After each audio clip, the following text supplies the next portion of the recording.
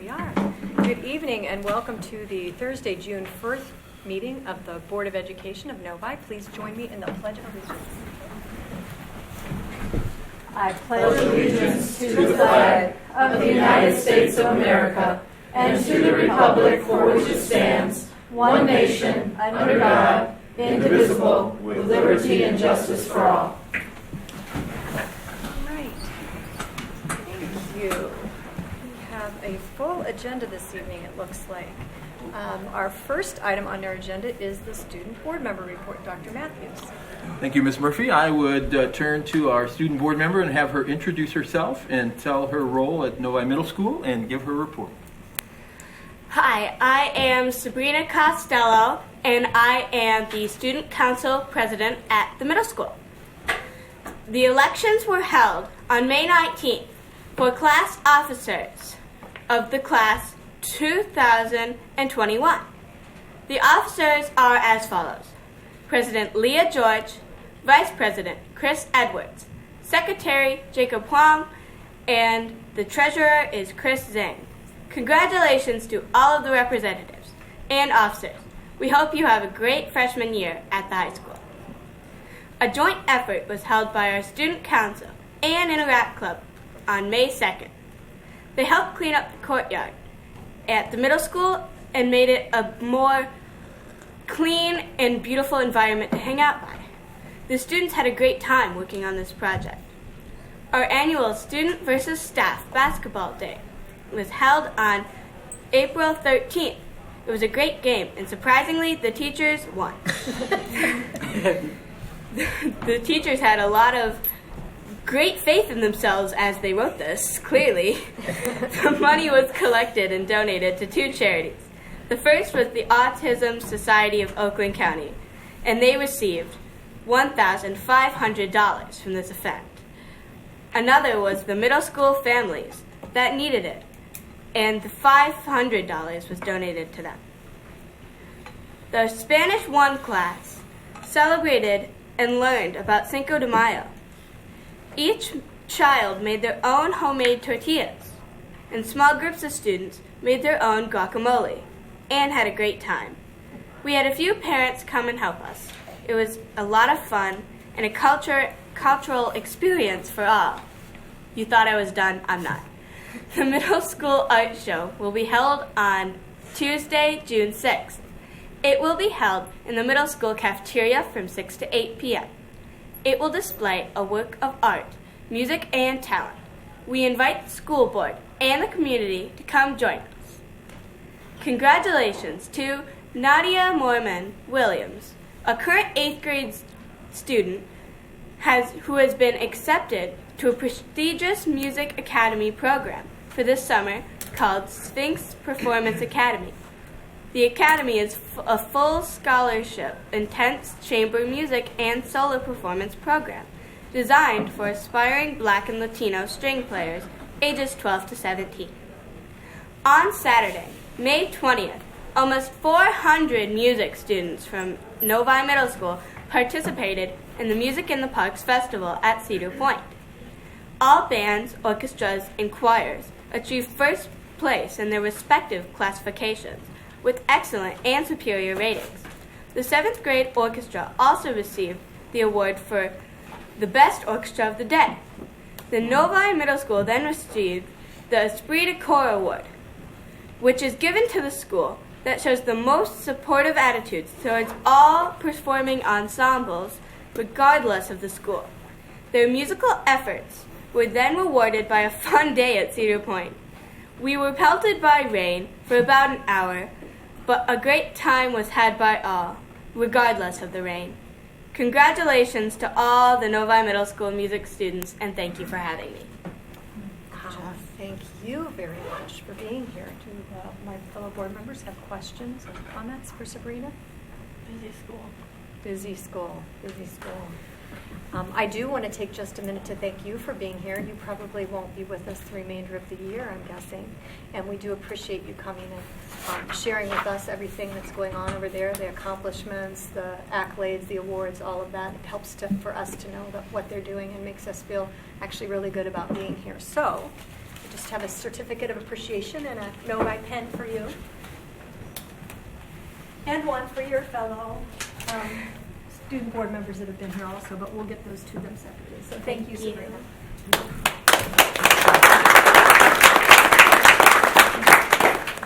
All right. Next is our first opportunity for public comment. This is our opportunity to hear for comments from our community and the general public on agenda items only. The board does not engage in dialogue, but may ask the administration to follow up with the public where appropriate. We do ask that you be considerate of others and follow rules of common courtesy. Please refrain from personal attacks against individual board members or district employees, as defamatory or slanderous comments could lead to legal exposure. Individuals will be limited to 5 minutes of time, and that will be noted by Mr. Mena when there are 30 seconds remaining. Is there anyone who would like to address the board on items on our agenda this evening? Okay. We do ask that you fill out a green card and give it to Mrs. Holly, who's here somewhere, or you can leave it on the podium. Thank you. My name is George Cortland. I reside at 40471 Franklin Mill here in Novi. I wanted to address the agenda item that was related to revisions or partial eliminations of policies. The policy that I'm referring to is policy 3120, the old policy, and the new policy 8100 that you're creating, or at least discussing this evening. The question I have for the board, and I know you won't answer it at this time, is why is it the policy needs to be changed? This is not a policy, as I understand it, that has been brought to you by your support group, Neola, recommending that the law has changed or there's some need because of incorrect language. So I have to look at the reason to find out what it is, and it's a very clear one. The reason is you need to eliminate a situation that exists, which is a violation of the current policy, 3120. And my concern here is that in doing such, and you have the full right to eliminate, modify, add policies as you desire by vote, is that you're eliminating a policy, or at least a part of it, that provides the integrity of the board, the administration, and indeed the district is protected. Protected against board members or administrators that would feel that they have a special privilege to hire and employ immediate family members, as it's referred to.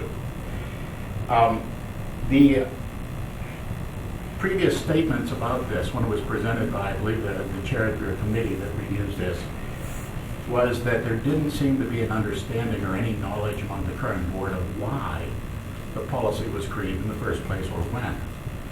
And there are many board members who fortunately are still alive and even living in Novi who could tell you that if you had inquired. So I find it a little disingenuous to act that you didn't know and that it looks odd, so let's just change it. The policy was actually modified to what it is right now in 1994. I know this specifically because I was the reason the policy was created in this manner. In 1994, I had been elected for the very first time to the Novi Board of Education. Prior to my being elected, several years prior, my wife had been employed by the district and was at that time still employed, as she is to this day. The then board decided with President Ray Byers that there was a need to clarify for the public that the integrity of the board was not to be questioned, that we had a policy, that they were going to create the policy to show the public that they did not want the administration nor board to hire immediate family members nor employ them. So they came up with this policy as exists. You have a violation of the policy that currently exists. You've been aware of this since the end of last year. I know all of you. But to eliminate this and to permit the idea of board members having immediate family members or administrators having immediate family members hired and employed in the district seems extremely self-serving and contrary to what the public and the board at that time at least felt was appropriate for this district. I would encourage you, if you really want to eliminate the conflict that exists, but want to maintain at least the integrity of not hiring family members in the future in the manner that we're looking at. To merely change the one word in the policy from employment to hired. A simple change keeps it there. As you're doing it, I think takes away from the integrity that the board wanted to have and puts us in a position where we do not need to be hiring immediate family members. I'm well aware there are communities that are far-flung and isolated little hamlets where they have to hire, let's say, the superintendent's wife because she's the only one qualified in the entire community to do the function. But this is Novi. This is not only a larger community than that. This is a community that can attract large numbers of people to the positions that we wish to fill. I think you just demonstrated that recently with an elementary one where we had over 1,000 applicants. So I urge you to maintain the integrity and character of the district and not eliminate this. Thank you.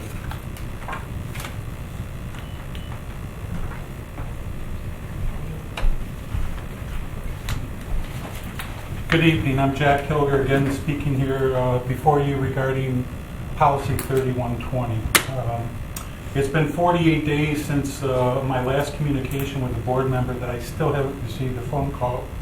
And when I last spoke at 2 meetings ago, I asked that the questions of Mr. Cortland, the answers to Mr. Cortland's questions be answered and posted publicly, either on board or novi.org in the paper. I asked the board members, have you asked the public about your proposed policy changes and what they have basically said to you? A number of the board members have asked for us to get actually people here to the meetings to speak to you and speak their piece. People don't come to the board meetings because of a number of different reasons. You don't listen to them, you don't respond back to them, you don't do what the voters want you to do.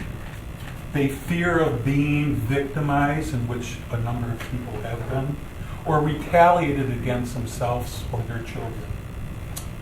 In lieu of bringing people to the meeting, we went out to the voters and obtained 236 signatures on a petition. And I present that to you tonight for the board members.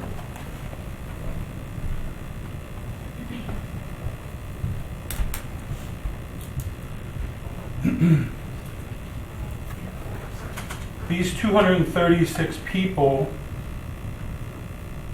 couldn't be present tonight, but I think that they've spoken out loud to you. A lot of these people are your neighbors. A lot of these people are people that voted for you. And they want you to know how they feel.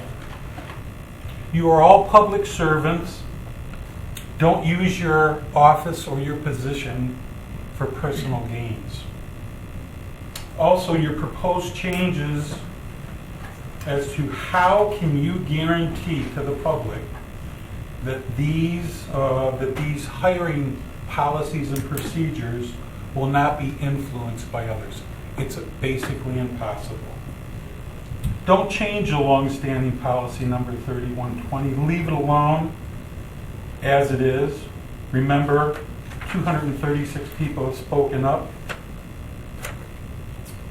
I know one of your policy proposals says that you may not employ, but you may re-employ.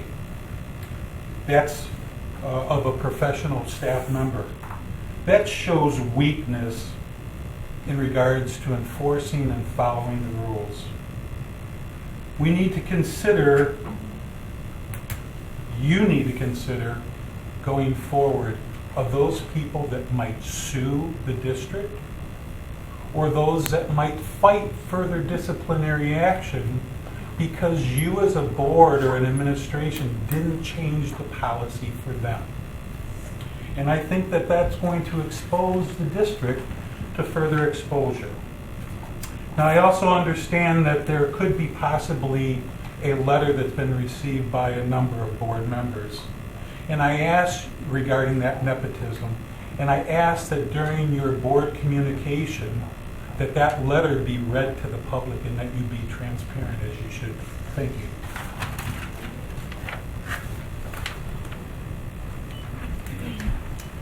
All right, Next, we have our reports to the board. We'll turn to you, Dr. Matthews, for our first report on the alternative adult education.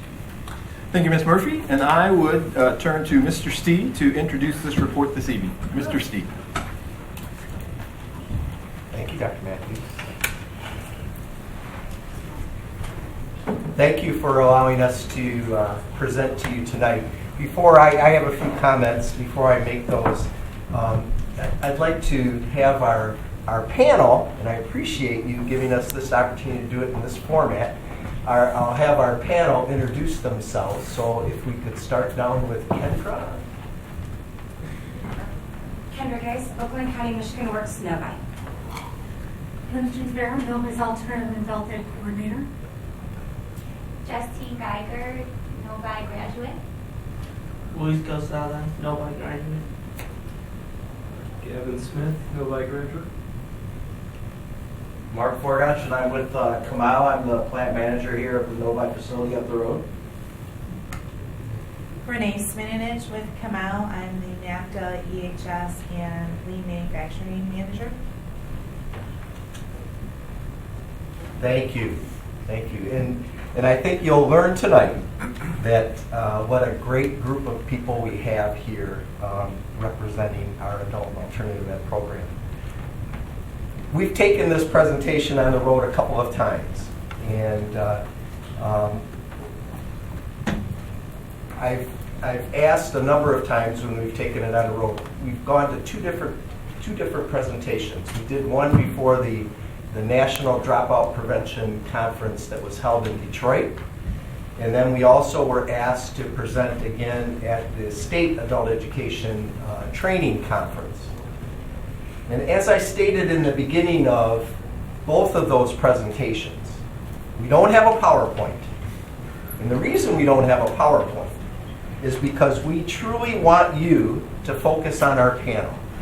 We want you to focus on our panel. We want you to listen to what we're trying to change in adult education today, hear the stories and the thoughts from our own students, and just visualize. And what we want you to do is to formulate questions and interact with our panel, because we truly learn from that interaction. We learn from your questions what we take back and try to mold our program to service our students so that they can be successful. So I truly encourage you to do that. We had great interaction at our national conference. We had great interaction at our state conference. A lot of learning was going back and forth, and I think our panel would agree that it was a great experience for us in order to hear from others. So I encourage you to do that as you hear them talk. Before I turn it over to Linda to start us off, I just wanted to thank the Board of Education and Dr. Matthews and Dr. Weber and Assistant Superintendent Carol Diglio and Assistant Superintendent Steve Barr for your continued support of allowing us to provide adult education services to this community. It's amazing to me when you really think about it, when you think about Novi High School, and we average, about a 98% graduation rate. It would be very easy for you to say, come on now, let's focus on K-12, that's our core. But you know what? And I've said this a number of times, and many of you have heard me before. This Board of Education stands tall every time. They stand tall and they say, no, every student matters and deserves the opportunity for a high school diploma. And for that, I commend you, because it's not easy. I've been around quite a while, and I've seen the direction of adult education. And in the state of Michigan, programs have had to shut down all over the state. I think we're down to 105 programs throughout the state, which you'll hear a number of times in this presentation. That affects access to programs, access for students to be able to come. One of our students, she's our poster child, I always call her Justine. She traveled 50 miles a day to come to a program, to our program. 50 miles a day, raising 2 girls. Amazing, but you'll hear that. So, as I go around the state and I speak in Lansing quite a bit and meet with legislators, I am so proud to be a member of this Novi team. You can't imagine. The value that you put on education, and that education is for all people, and you believe truly that every person deserves a second chance. I don't hear that all the time, and I hear it from here all the time. So I commend you, and I truly appreciate the opportunity to be here tonight, and I truly appreciate what you've committed to making sure that we educate all people. So again, I'm going to re-emphasize, make sure that you formulate questions that you may have so you can talk and have a dialogue with our presenters today. So at this time, I'm going to introduce Linda Chenfira. Linda Chenfira is in her third year. Before coming to Novi, she worked 10 years for Ford, and then she left Ford after 10 years. She was their aftermarket sales person, coordinator. After that, she wanted to raise a family, so she took some time off, and then she decided to get back into the workforce, and she was hired by Rochester Schools. And at Rochester, she was hired to develop their career exposure program for their K-12 population. We were fortunate to bring her here to Novi. She has really changed the landscape of adult ed here, and really has changed a lot of my thinking sometimes of adult ed. And she has worked to align ourselves with the new federal guidelines formulated by the Workforce Innovative Opportunity Act, which was passed about 2 years ago, which really centers around having students gain career experience. And so I'm going to turn it over to Linda, and Linda, it's your turn. Thank you. Thank you very much for giving us this opportunity tonight. That was a little bit different setup. But this is what we feel works really well. I want to start out by simply taking the time to explain what the adult learning style is like, because that kind of sets the tone as to what happens and what you're seeing. The adult student is someone who decides to come back to school after experiencing either school trauma, lack of self-esteem, some sort of event that happened that took them off course, and they make the decision to come back. When they make the decision to come back, usually it's because they've run into a roadblock at work, they can't progress any further without that high school diploma, or they have a young child that's coming up. They want to make sure that they get that diploma before that child realizes that they're not done. So what happens is they do the Google search, they land on Novi, they're excited to come in, they see what an awesome program we are. They come to school, we register them full time, they're excited, they come in. The first 3-4 weeks of school are amazing. They do well, they renew that sense of security that they know what they're doing, and they move forward. Somewhere about October, maybe 4 to 6 weeks in, something happens. It is either the car breaks down, the rent is late, there's a family crisis at home, and there's something that stops them and makes them have to step back and pick up an additional job. This student then has to learn how to manage home life, work life, transportation, and the balance of education. What happens is they end up in retail or sales, restaurant work. Time goes on, November comes, and now it's the holiday season. So what started out as 10 hours a week turns to 15, turns to 25, turns to 30. And all of a sudden, this adult is seeing a really nice paycheck that is helping paying the bills, getting ahead, fixing the car. And suddenly, they think, this is the opportunity for me to get ahead. What ends up happening, school ends up falling off because they can't balance all of it. January comes, 90 days is about up at that time. Inventory time usually hits retail, and they lay off the people that they just hired. So this adult who came back to school with the intention of starting, had to get a job, life happens, they get deterred. The beauty of that, however, though, is with our program, our students can come in and register at any time. You don't have to wait till September. You don't have to wait till January. You walk through the door, and I can get you in a class. So Bob and I have had many debates.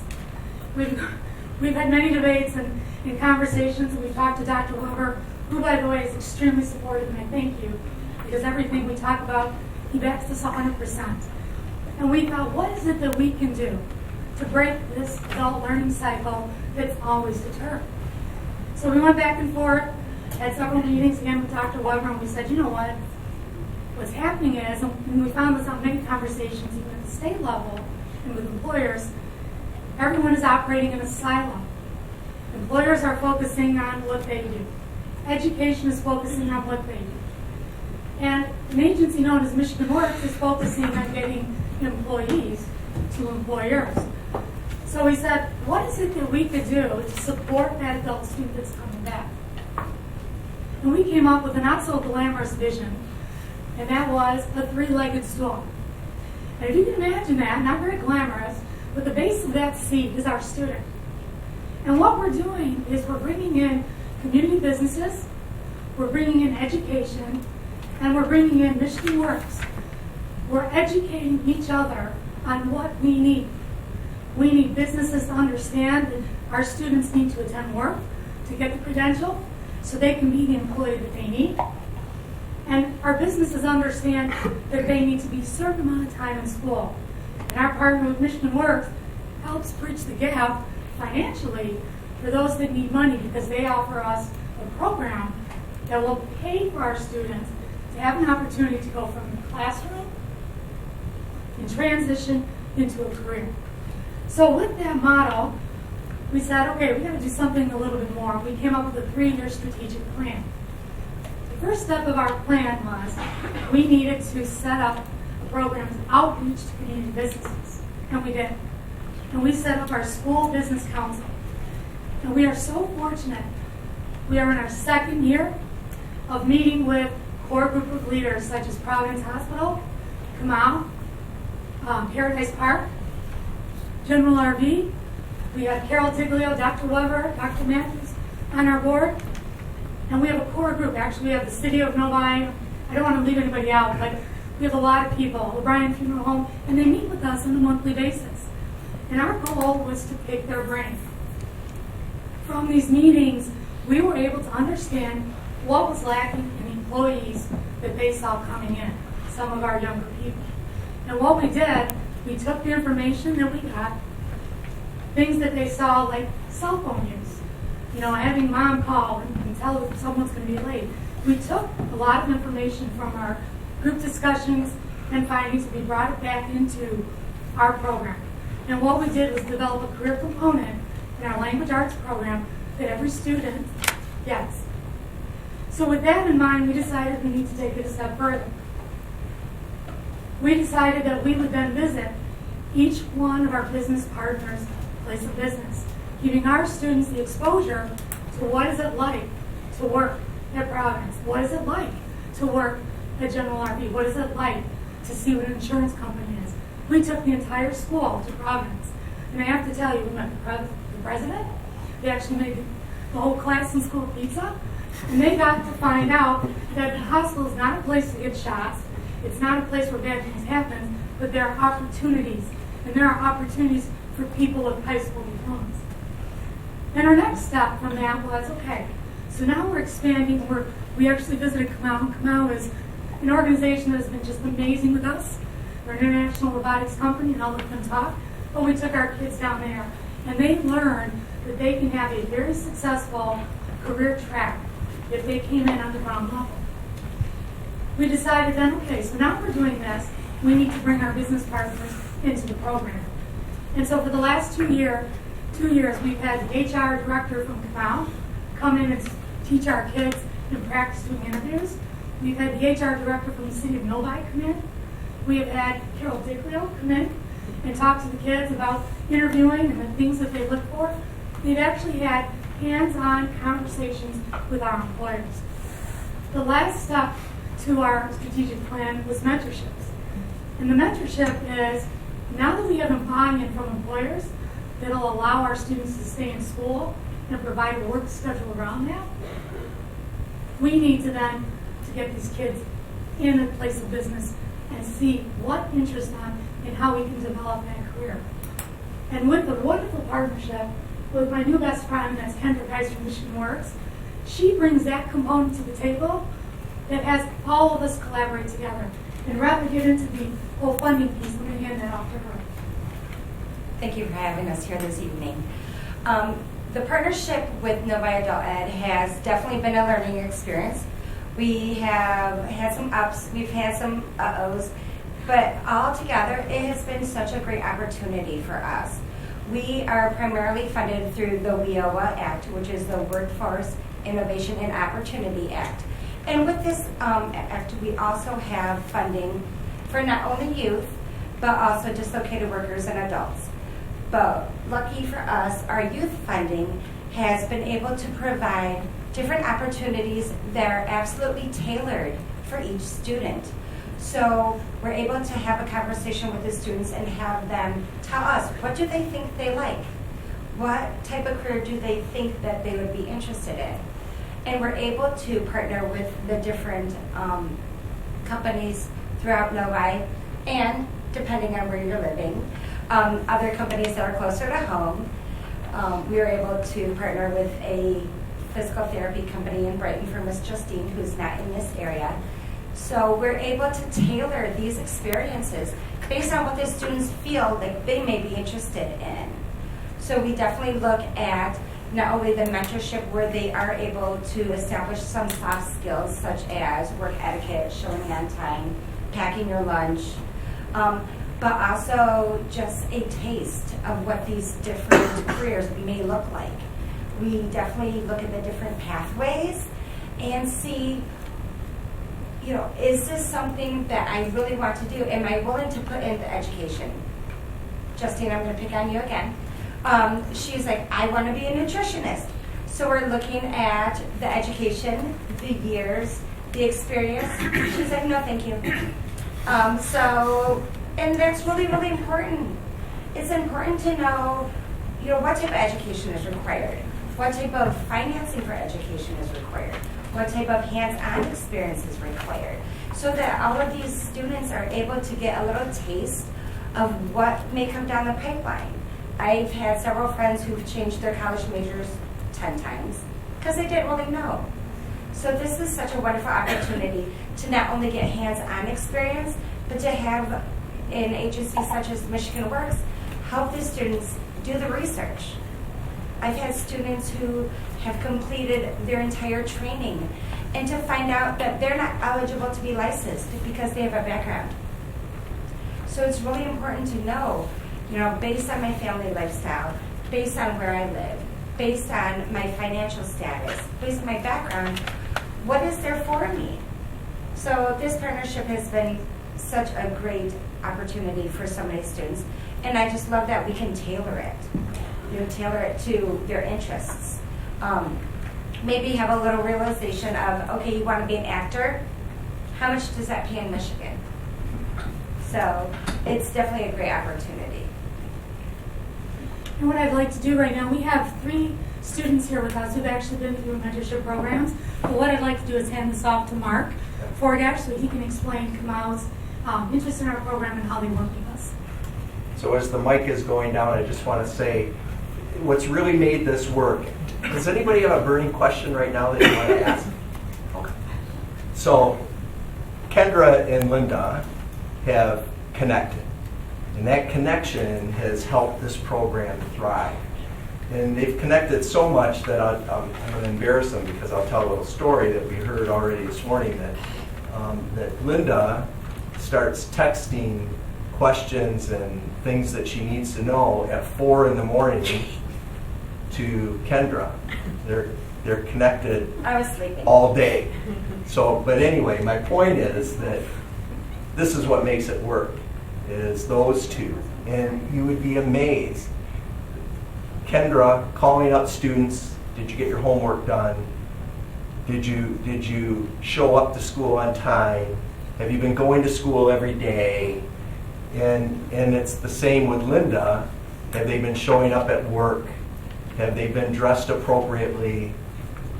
That's what it's all about. And that's the motivation and the passion that we see in our program today, in trying to make a difference and trying to create a career pathway that is going to be a benefit and a success for our students. So, Mark,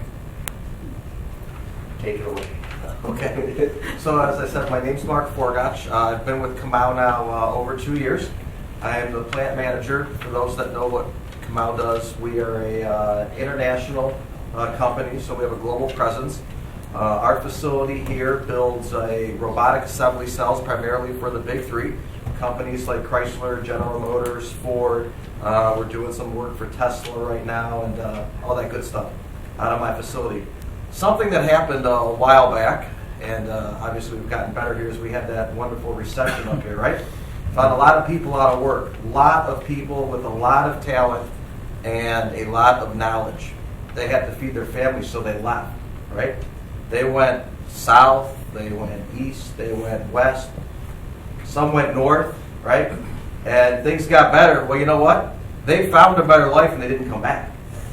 So now we're struggling with getting talent into our workforce. We employ over 450 hourly workers right now, skilled trades, and we're struggling to find good talent. Good talent. Was approached by Linda, Bob, with this program, and of course I believe in always passing on to the youth, right? Everybody needs a break. I've had one.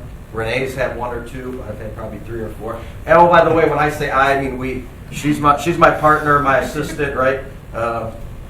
We take care of the stuff in the day-to-day operation, but mainly we try to provide an application to the theory that these students are learning in the classroom, right? They sit and they read the books about doing this, that, and the other. Our goal is to provide encouragement and to facilitate further a student's learning in a either skilled trade or management role. So first thing is, you want to be a welder, do you want to be a pipe fitter, or do you want to be an electrician, you want to be a woodworker, right? You want to be in management. We give them an opportunity to try all of those different facets and aspects that go into running a company, right? Definitely help boost self-esteem, right? The self-esteem leads to a better learning capacity, right? Which ultimately leads you guys, and correct me if I'm wrong, because I know I've seen it, you definitely have become an awful lot more productive, right? Really, I mean, you should pat yourselves on the back, you know that. But you know, for as much as these fine people here on the board wanted to thank us and say, you know, well, thanks for doing this for them, and can you take on more students? The answer is obviously yes, send us more, right? But me, Renee, and my people have learned an awful lot from them, right? I mean, when Gavin was there, he got to know a lot of the different men and women that work there, from 60 all the way down to their 20s probably, right? And they were always like, where's Gavin today? What's going on with Gavin, right? They were concerned about your schoolwork. They were concerned about seeing you succeed. They were excited to give you their institutional memory, right? That kept them going. I'd like to think we even had a better attendance than you guys, right? So, yeah, definitely Gavin took on a lot, and I definitely saw him grow. Luis has only been there for a little bit. Luis, no matter what, the house is burning down, and I look over, and Luis is always smiling. So there's definitely a boost of morale in the facility. But anyways, I just want to say that it's a give and take, and we're looking forward to doing this in the future and keeping the program going. So I want to thank all of you for allowing us the opportunity to do something and to give back to our community. And I also want to say something that's kind of really cool right now. Mr. Luis has now became, most recently, a United States citizen, which I really think is cool. Been able to foster that, and I'm really proud. He was working on taking his test, and he passed. And yeah, we worked together a little bit on that, and that was good. So, kind of cool. Bob, if I could just quickly say, one of the very first community partners that I met was Kamau 7 years ago.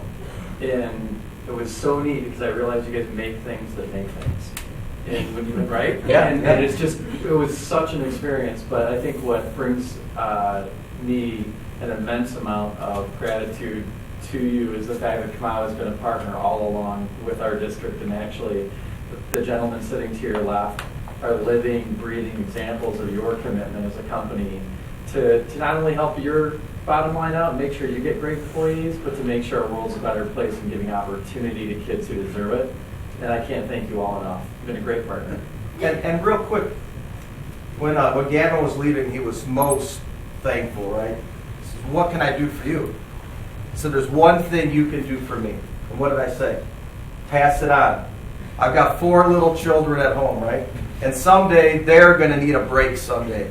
So I said, Gavin, when you're sitting in this office someday and I'm gone, who knows where I'll be, right? I want you, for when my son or daughter walk into that room, to give them that break. That's what you can do to honor one of us, is just pass it on. I mean, that's self-gratifying for us. So thanks, guys.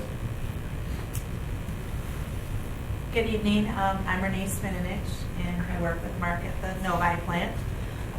First of all, I want to invite any of the board members that would like to come and visit our site to see what exactly we do.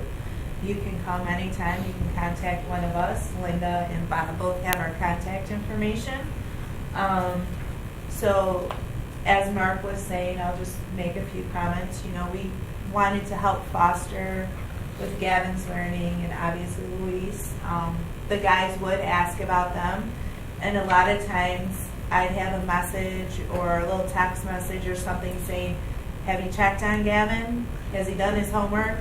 Did you check to make sure? Does he need support? You know, is he doing okay in math? We can help him if he needs the math help. So, you know, we took him on kind of like a family member and brought him in and made sure he was working and coming. And he did a lot of administrative work at the time for us. But he also got into the plant. Luis is doing more plant application. He's out working with the tools and stuff, so he's getting more hands-on that way. We're looking at bringing Gavin back in the near future to work with us again in the same type of a program to continue his experience there. But it really is a good outreach program, you know, to work with the school system. So thank you. So, Gavin, do you have anything you want to? Yeah, Gavin. Can you say something about your experience? Well, I've got to say, coming into it, I thought it seemed kind of scary a little bit. Like, would I be able to do the work? Would I be able to be that dependable as I need to be? And the truth is, I came into it, and they're more than happy to show me exactly like how to get things done, the right way to do it. They're a very good help and a very good guide for me on, I guess, overall career look, what I want to be doing, how I want to be doing it. They really set a good example for me, and I'm thankful for the opportunity I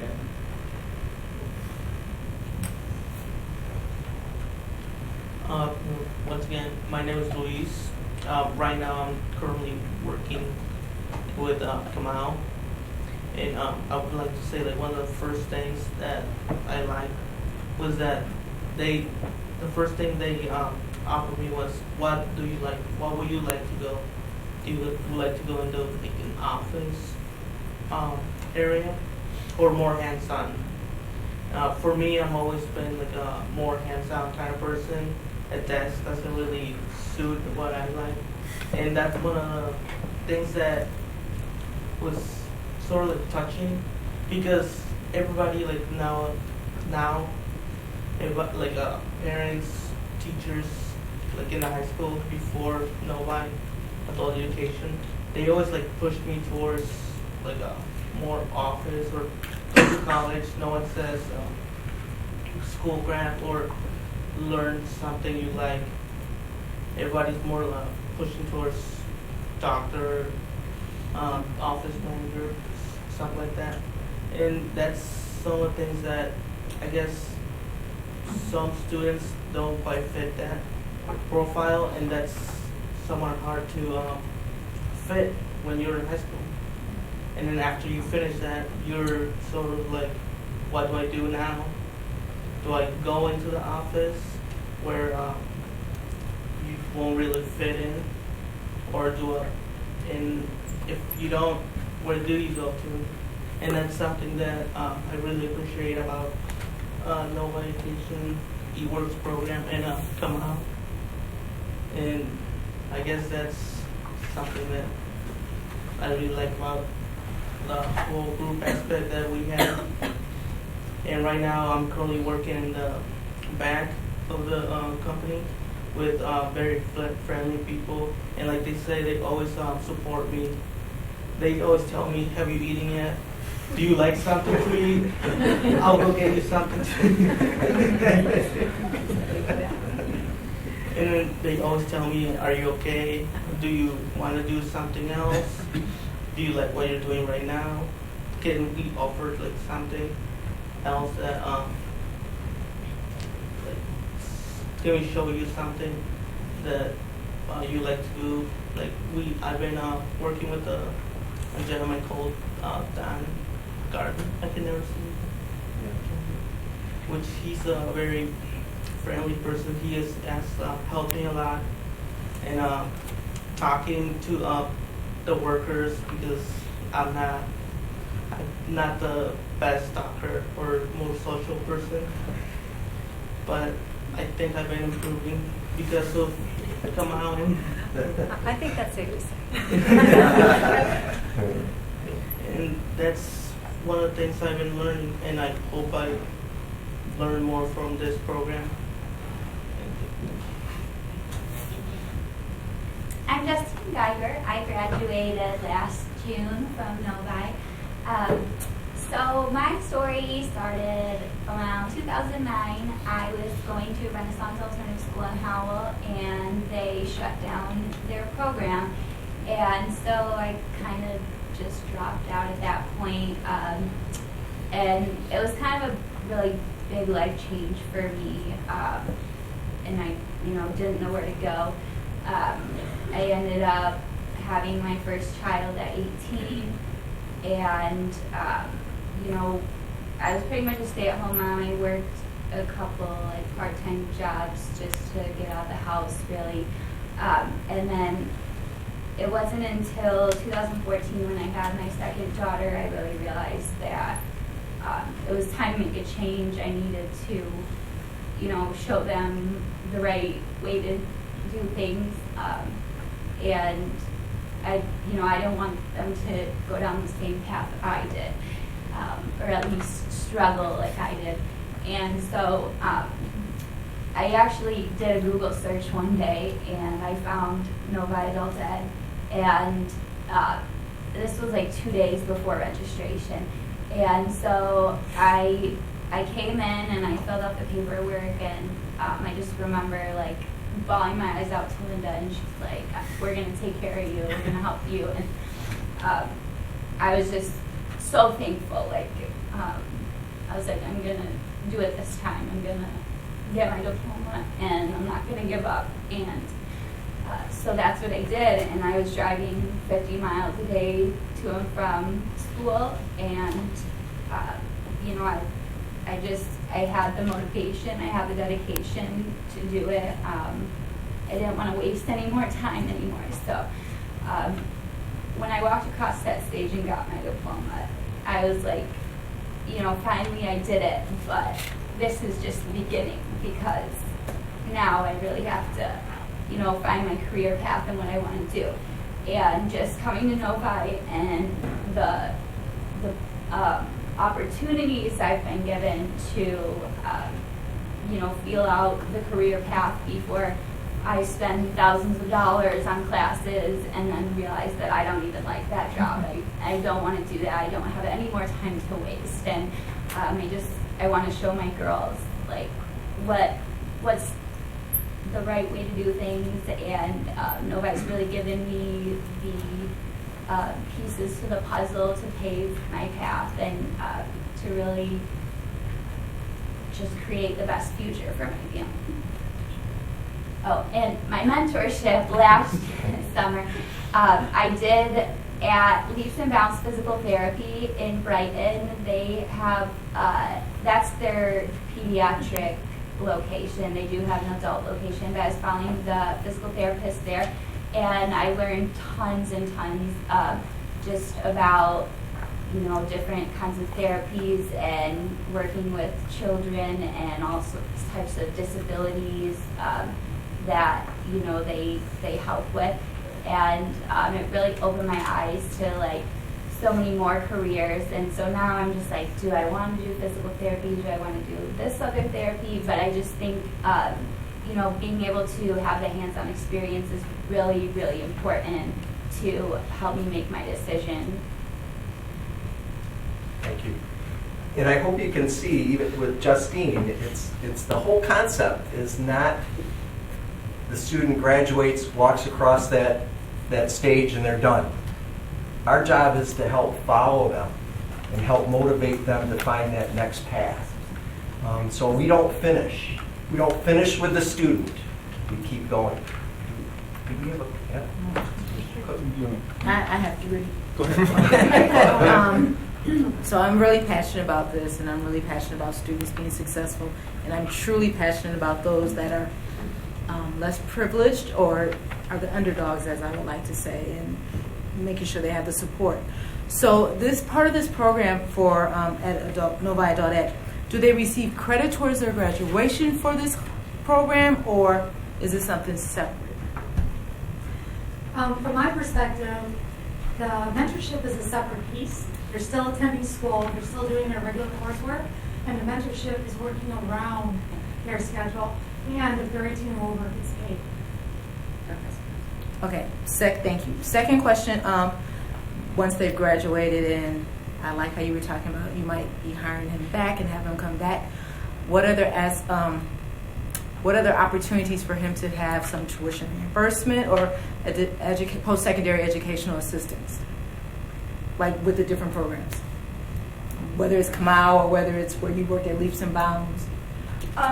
With the mentorships, there is no tuition assistance necessarily. I mean, if they have an in-house scholarship, I'm sure that would be awesome. But through the WIOA program, I follow their case for at least 1 year after graduation.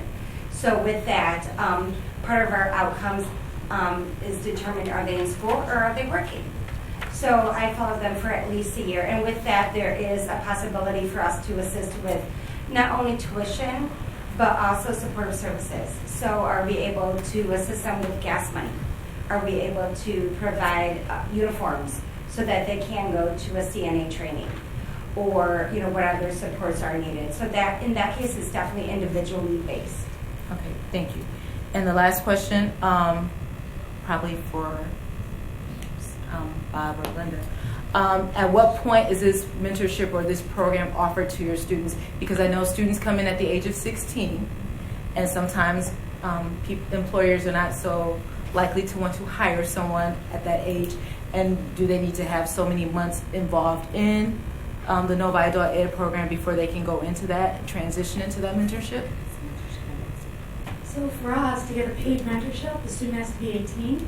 And our goal, what's going to set us apart from everyone else, is not only are we going to get you your diploma, but they're going to get their future with us. So our goal is that when they walk across the stage, they have a direction. They're not just falling off their cliff. And with that, the mentorship is actually paid through WIOA as opposed to the direct employer. Okay. So through Michigan Works, we determine eligibility, which I don't think I've had a student yet that has not been eligible. And then with that, their reimbursement and payment for their work experience or mentorship is actually through the WIOA funding. Thank you. I just want to emphasize the beauty of the program is that rather than lose our students to work and the money pulls them away, this way we're able to keep our students in the program, get them to graduation, and they can still get the career experience and exposure and get paid. So that's why this works in terms of the support system for our population. Mr. Cook. Luis, back to the plant, nothing wrong with it. A lot of the best work happens back there. Just curious as to what kind of trades you're working with right now. Right now, I'm with one of the gentlemen that manages like the robotics. He takes care of like the sellouts, which is something they call, and I'm sort of shadowing him. And he has led me to see how much how they process the charts of the machines, how when the machine starts from scratch, and how they keep up with the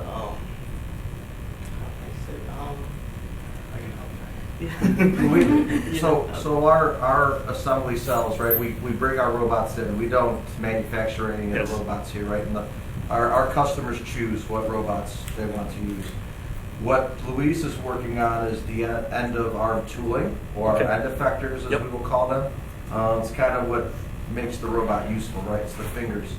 And so Luis is working with machine builders, tool and die makers, electricians, pipe fitters. Dressing the robots, getting them set up to run off. He's actually building the tools before they even get out to a robot, right? Yep. So he's getting a taste of all of those trades, and he's also working with a team leader to develop some leadership skills, and he's reading blueprints. So you didn't even see a blueprint before you came, did you? So he's getting hands-on training then with reading prints, right? But once again, I said the talent left the area. Yes. It's not. I'm from Ohio. I drive up here every day, and we have the same issue down there. I'd love to find a program down in Ohio too, so that we can train some of this younger workforce to do some of these skilled jobs. They're needed. They really are.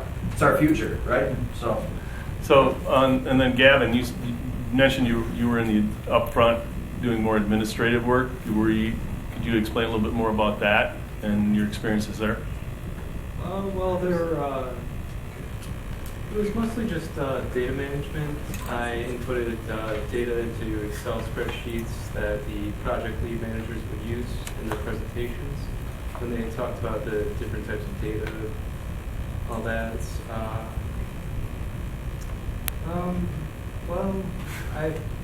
He doesn't even need help anymore, right? Day one, he would have been given that microphone. That's fine. I understand even just from that. I am a manufacturing engineer. Okay, so I am the customer that would come in to run off this equipment and purchase it. So I understand what you guys are going through. I understand what Luis is doing, and I like the idea that we're able, through a mentorship program, get our students that don't necessarily go to college.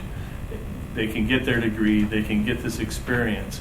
And my question for Kamau is, after the mentorship program, do you have an apprenticeship program where they could become pipe fitters, electricians, etc., through an apprenticeship program and get their journeyman's card and be some of the skilled trades? And if they'd like to go, or if they'd like to go further, a tuition reimbursement program as a full-time employee so that they could go back and potentially get an engineering degree or programming and the likes of that.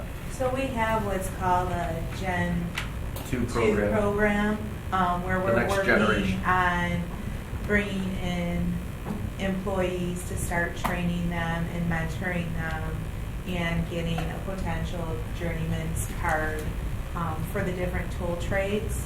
Along with, for our company, we just received a grant from the state of Michigan to work with the younger generation in training to move forward with the program and to provide the tool trades. They started working on that before I came, and then it sort of fell by the wayside. Renee and I worked with it, and we handed it over to Southfield, to corporate, just to dot the I's and cross the T's. But we didn't want to wait for that to get complete, and we bumped into Linda and Bob here, and it was a good program just for us, an opportunity for us to give back. And the answer to all of your questions is yes to all of the above. Yes, we would hire them again. Yes, we would find a place for them to work. we would develop them, and we would also find a way to pay for it somehow. Renee and I get creative sometimes in that aspect of managing the books. Something else that we do believe in working at is resume building, right? So to make sure, I've found so many times you get a young person that's says, well, here's my resume, and you read it and says, I worked at McDonald's and I was flipping burgers, right? When you ask them a couple simple questions, well, did you manage a cash register? Well, yeah. Okay, we handle money, take credit for it, right? We can twist that around a little bit and polish it up and find it to relate to finance somehow, right? Did you reconcile inventory in the back as opposed to I just counted boxes when they came off the truck, right? Skills and to get them to think outside the box, to creatively build a resume, to give themselves an edge against the other resumes sitting on a potential employer's desk, right?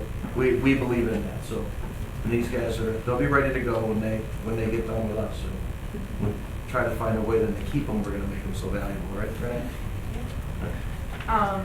As Mark was saying with the resume builder, we actually have our current controller for the manufacturing group. He was a painter going to school for finance, and when he finished his finance, we were able to work with the finance department and get him into a financial position, and now he's our controller for our group. Yeah, he actually was a hard worker, just not the bore with much story, but a success story. He came in as a painter, right? Never painted a lick in his life. Had a young child and a wife, and there definitely was a spirit there. He put himself through school. We brought him on into some of our project management, and he did that working for us, and he was interested in the finance. So then he developed himself further because he had a skill set of understanding how we operate on the floor. It's hard to find a finance guy or gal that comes in. They know numbers, right? It helps when they know what we're doing, and then he kind of stays on our side. When he complains about us overspending, sometimes we have to remind him where it came from. Other questions? Ann? Yeah, thank you for your partnership. Just in a little bit different direction, my ears perked up when you said you had a career component in language arts, because I found students much more engaged when they see something relevant in the curriculum. So Justine's nodding her head. Might you just quickly explain how you combine the requirements of language arts but make it a career-oriented one? So my language arts teacher actually takes a segment where they do employability skills. They actually learn about job searching, how to read the labor market website. They go through resumes, develop their resume. They do the role plays for interviews. They talk about dressing, what's appropriate, what's not. And so they have a component of it where we pull in our businesses to help facilitate the hands-on experience. And so a lot of that comes from resources we have at the school in terms of materials, as well as what we're pulling in from our businesses. Thank you. My fellow board members also have questions. Anybody else? I just want to ask just a couple. One, how long have you kind of been from the inception to the reality? 3 years.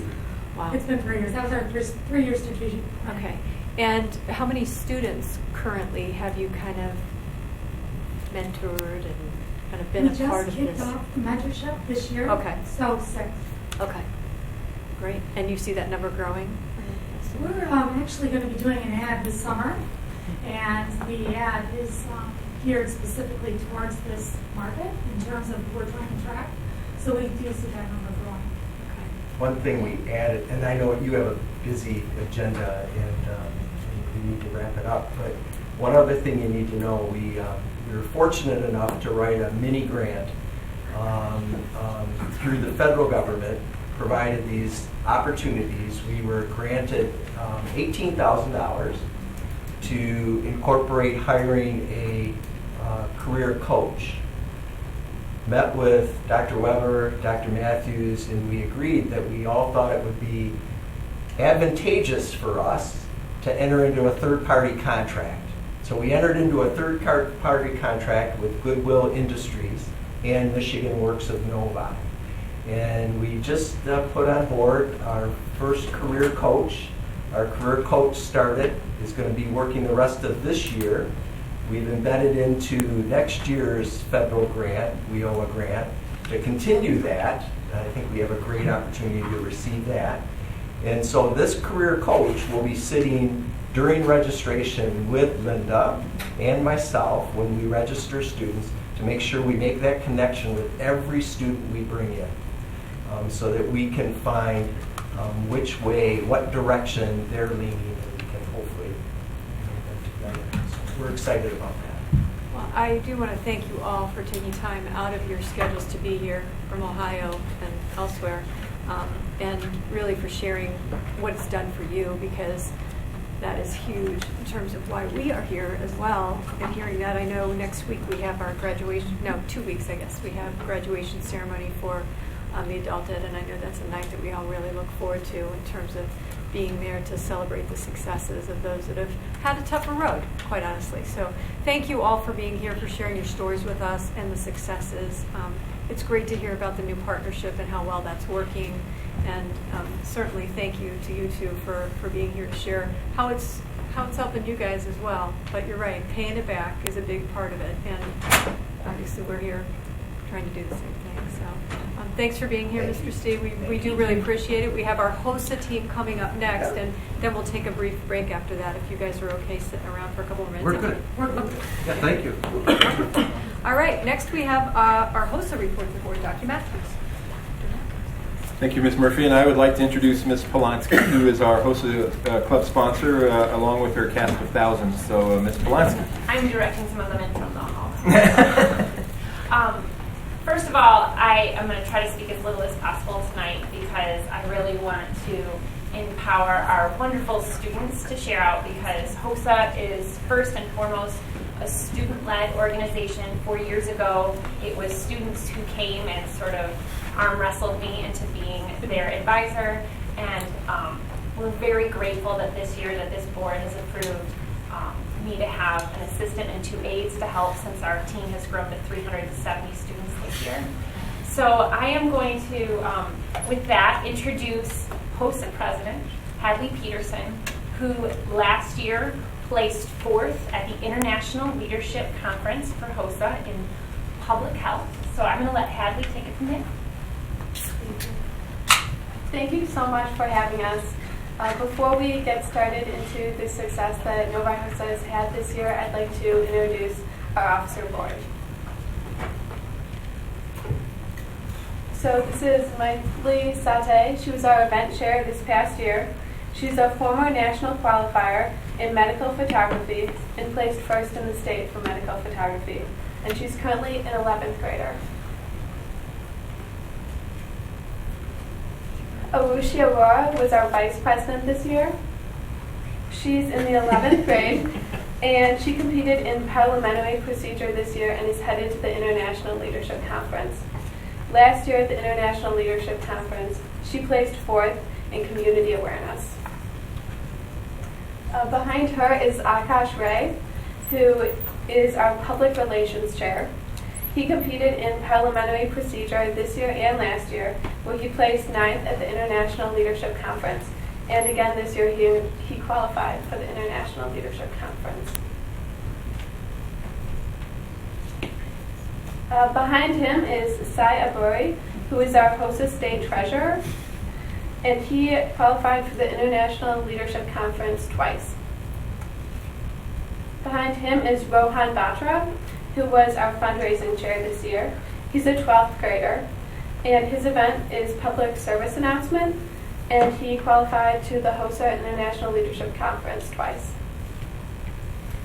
Behind him is Arun Anamalai. He's an 11th grader, and his event is public service announcement as well. He qualified to the HOSA International Leadership Conference twice. And behind him is Erica Mattel, who qualified to states 2 times, and last year she participated at the international level in public health, and she's our fundraising chair this year. So we're all super excited to share with you the success that we've had this year, and we're so honored to be speaking tonight. Overall, HOSA is just about giving high schoolers the opportunity to be a part of leadership as well as to network with other students interested in the medical field. So with that in mind, I'd like to pass the presentation on to Maithili Satay.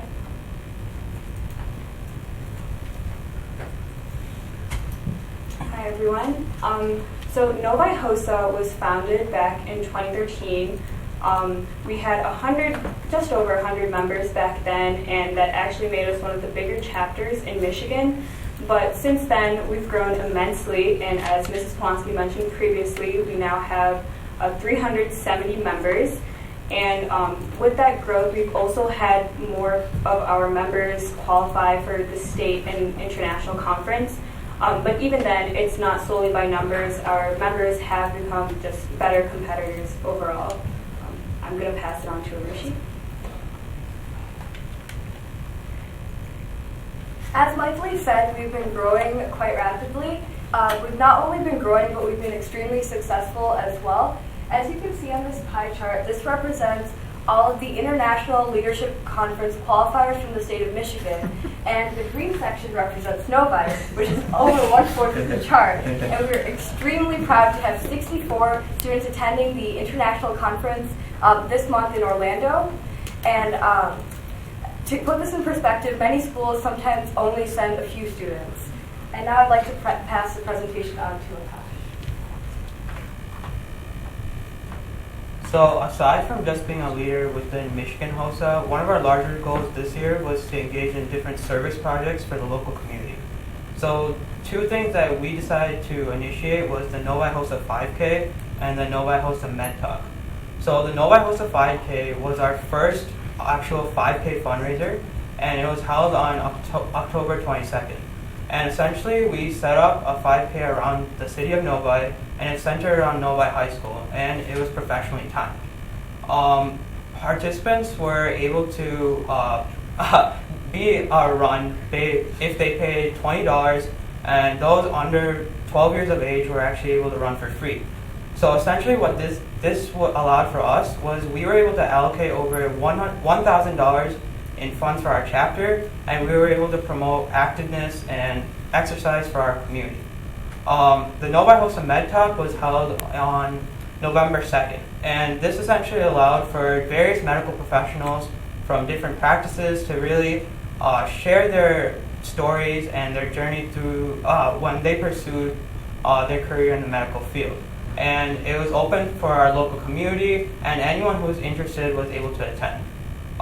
Overall, none of this would have been possible without the dedication of our sponsors, our advisors, our students, or anyone else who was committed to Novi HOSA. So now I'm going to let our Michigan HOSA State Treasurer, Syed Buri, talk a little about his experiences.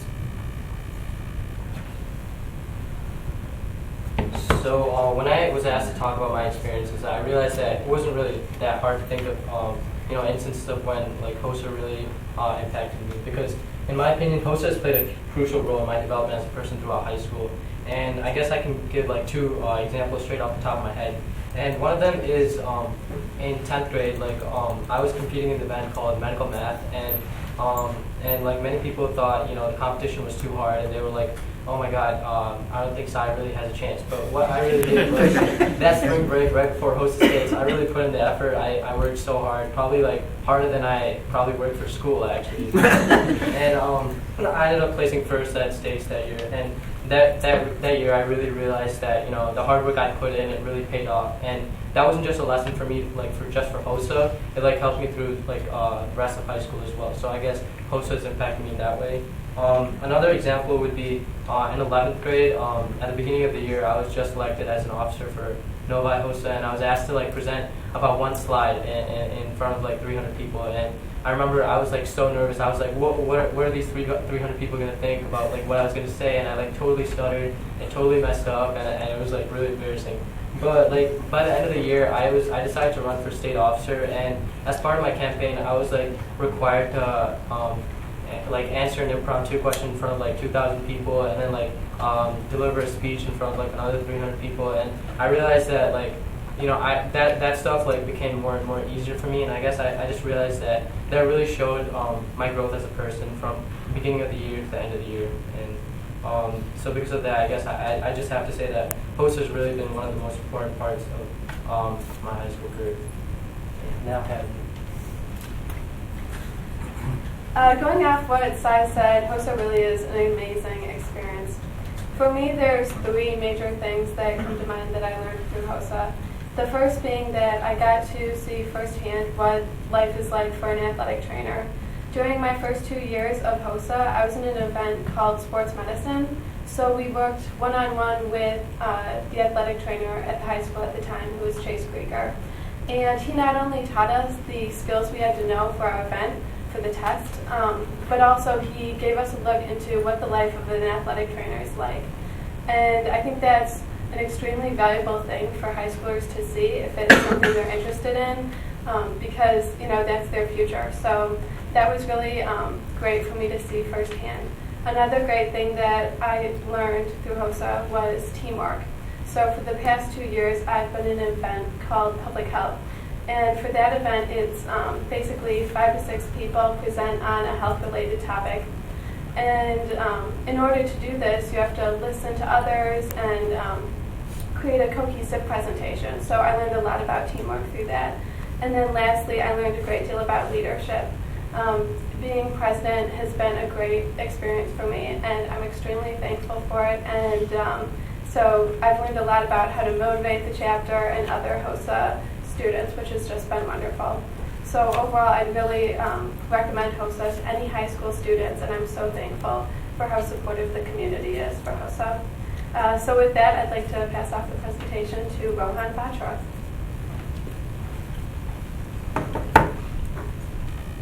So without the generous support and help of our Novi community, Novi HOSA's success would not have been possible. Therefore, we would like to personally thank Adams Physical Therapy for teaching our students critical skills for their test, and Madonna University for mentoring our clinical nursing competitors. Alongside, we'd also like to take this opportunity to especially thank the chaperones who assisted us at the conferences, our assistant advisors, Mrs. Shannon Dubé, Mrs. Ader, and Mrs. Abel, our principal, Mrs. Carter, who actually drove all the way down to Traverse City to support Novi HOSA, and last but not least, our advisor, Mrs. Polanski, who has put in countless hours and dedication to ensure that our HOSA chapter operates at a high level. With that being said, I want to pass off the presentation to Mrs. Polanski. The theme this year for HOSA is leadership, service, and engagement. And I think this amazing group of officers has embodied that theme and has been a wonderful group of leaders. I'm so grateful again for the support that you've given us. We have some more of our students here, not our entire group of 370, but a group of our students. And I'm going to have Arushi come on up and recognize each of the students that's here today as well. And as she calls you, you can just stand up. Sean Pincher, he's a national qualifying member for clinical specialty, and he was first in his event. Robert Chen, for pharmacology, he's in 11th grade and he's a state champion. Trey Mullins and Jake Riva, who are both in 10th grade, for CPR and first aid, they were state qualifiers, third in the region. Amanda Putty, she's an international qualifier for medical reading. Srihari Ganesh, for medical math, he's a HOSA International Leadership Conference qualifier. Stacy Zhang, she's a national qualifier for human growth and development. Alice Ying, she's in 11th grade and got first place at states for parliamentary procedure, and she's top 10 at nationals in 2016. David Shim was an international qualifier for medical innovation. Matthew Chaco, he's an international qualifier in medical innovation as well. Amir Ashtiani, he's an international qualifier for medical innovation. Grace New for being a national qualifier in clinical nursing. And Radhika Raju for being a national qualifier in transcultural healthcare. Did we get everybody? Again, thank you so much for the support that you've given us this year, and I want to reiterate what the students said in thanking our the high school staff that have supported these students, not only as chaperones, but also when they've had questions about their events. As you can see, there's a wide range of type of events, and it's not just the science department that's helping our kids be great. Any questions? Questions or comments from the board? I'll just make a quick comment just to thank you on behalf of the board for all of you taking time. I know some of you are seniors and you're done with school. You probably have other things that you'd like to be attending to, but thanks for being here and for sharing your journey with us. It's kind of a little bit of a common theme here that we have, that it kind of takes a village, it takes several people, to push it to that next level. And I appreciate you sharing your stories about what it's meant to you and how other people have helped you along the way. I heard a lot about kind of giving credit to other people that have pushed you or encouraged you or supported you. And I think that is it's a big part of life, and certainly things that sometimes it takes longer to learn, that you can't do it all by yourself. So thank you again for being here, HOSA. Thank you for your success. I think we'll just give you all a big round of applause right now, and then we'll take a brief break so that you can move on with the rest of your things. Okay.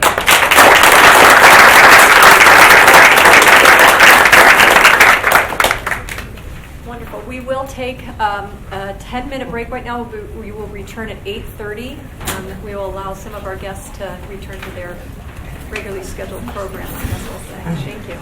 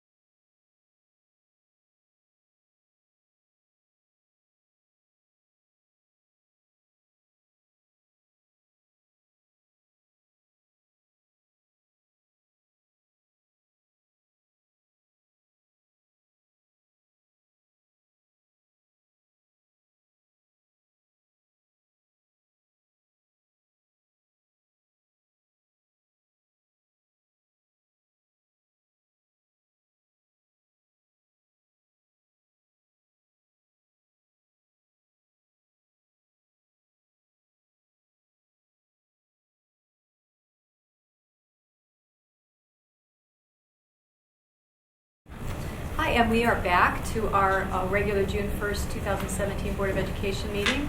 The next item on our agenda this evening is our consent agenda items. These items are those we previously considered at the board meeting or at the committee at a prior meeting. Sometimes they're of routine nature, so no discussion is required. Does any board members have things they want pulled or considered separately from the consent agenda this evening? All right, then I would entertain a motion.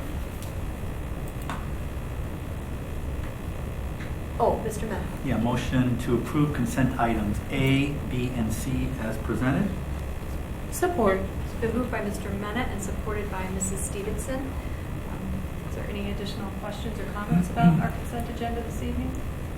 All right, seeing none. All those in favor, please say aye. Aye. Opposed, same. Motion carries 7-0. The next item on our agenda is our action items. Dr. Matthews. Thank you, Ms. Murphy. And we have, for item number 1, our personnel recommendations. And I will turn to Ms. Diglio to present those for the board. Thank you, Dr. Matthews. We have several new hires to recommend. Amanda Clarkson, she will be an ESL teacher at Novi Meadows and Parkview. Catherine Giroux, who will be at Novi Woods. Megan Hoppola, who will be at Parkview. Justin Haas, who will be teaching at Village Oaks. Don Patterson, who will be a bus driver for us. Heather Polk, who will be teaching at Village Oaks. Adam Roning, who will be a band teacher at the middle school. Christina Sawchuk, who will be teaching at Deerfield. And Lisa Sears, who will be a district math interventionist. Also on the list, which is difficult for me to say, Steve Barr, Assistant Superintendent of Business Operations, is put in for his retirement. I'm literally losing my right arm, and it's trying to stay together here. And Darius Davis resigned from his bus driver position. And Chandra Manafari is our current health teacher at the high school. She is currently been elected as the vice president for the NEA, and per her contract, she is allowed to take a leave of absence for a period of 3 years. So that's why you see the 2017 to 2020. We have a motion, please. Mrs. Hood? I make a motion that the Novi Community School District Board of Education adopts the personnel report recommended as presented, recommendations as presented. Thank you. Support. It's been moved by Mrs. Hood and supported by Mrs. Glowzinski. Are there comments or questions about our personnel report this evening? Mr. Cook? We've got 7 full-time teachers coming on. Where's that put us in our needs yet? And how many more are we looking for? Well, we have 16 retirements. We have 1 or 2 that we are hearing may come up, but there's still, I'm seeing actually 4 new hires next week, or I'm sorry, tomorrow. So I have 4 appointments with new hires. So they are coming in every day, but it takes time. And we don't put them on the board report until we have all of their paperwork and everything confirmed, including fingerprints and ID. So that's 12 to cover the retirements. Okay. And then we had 3 additional new heads in the budget. Was it?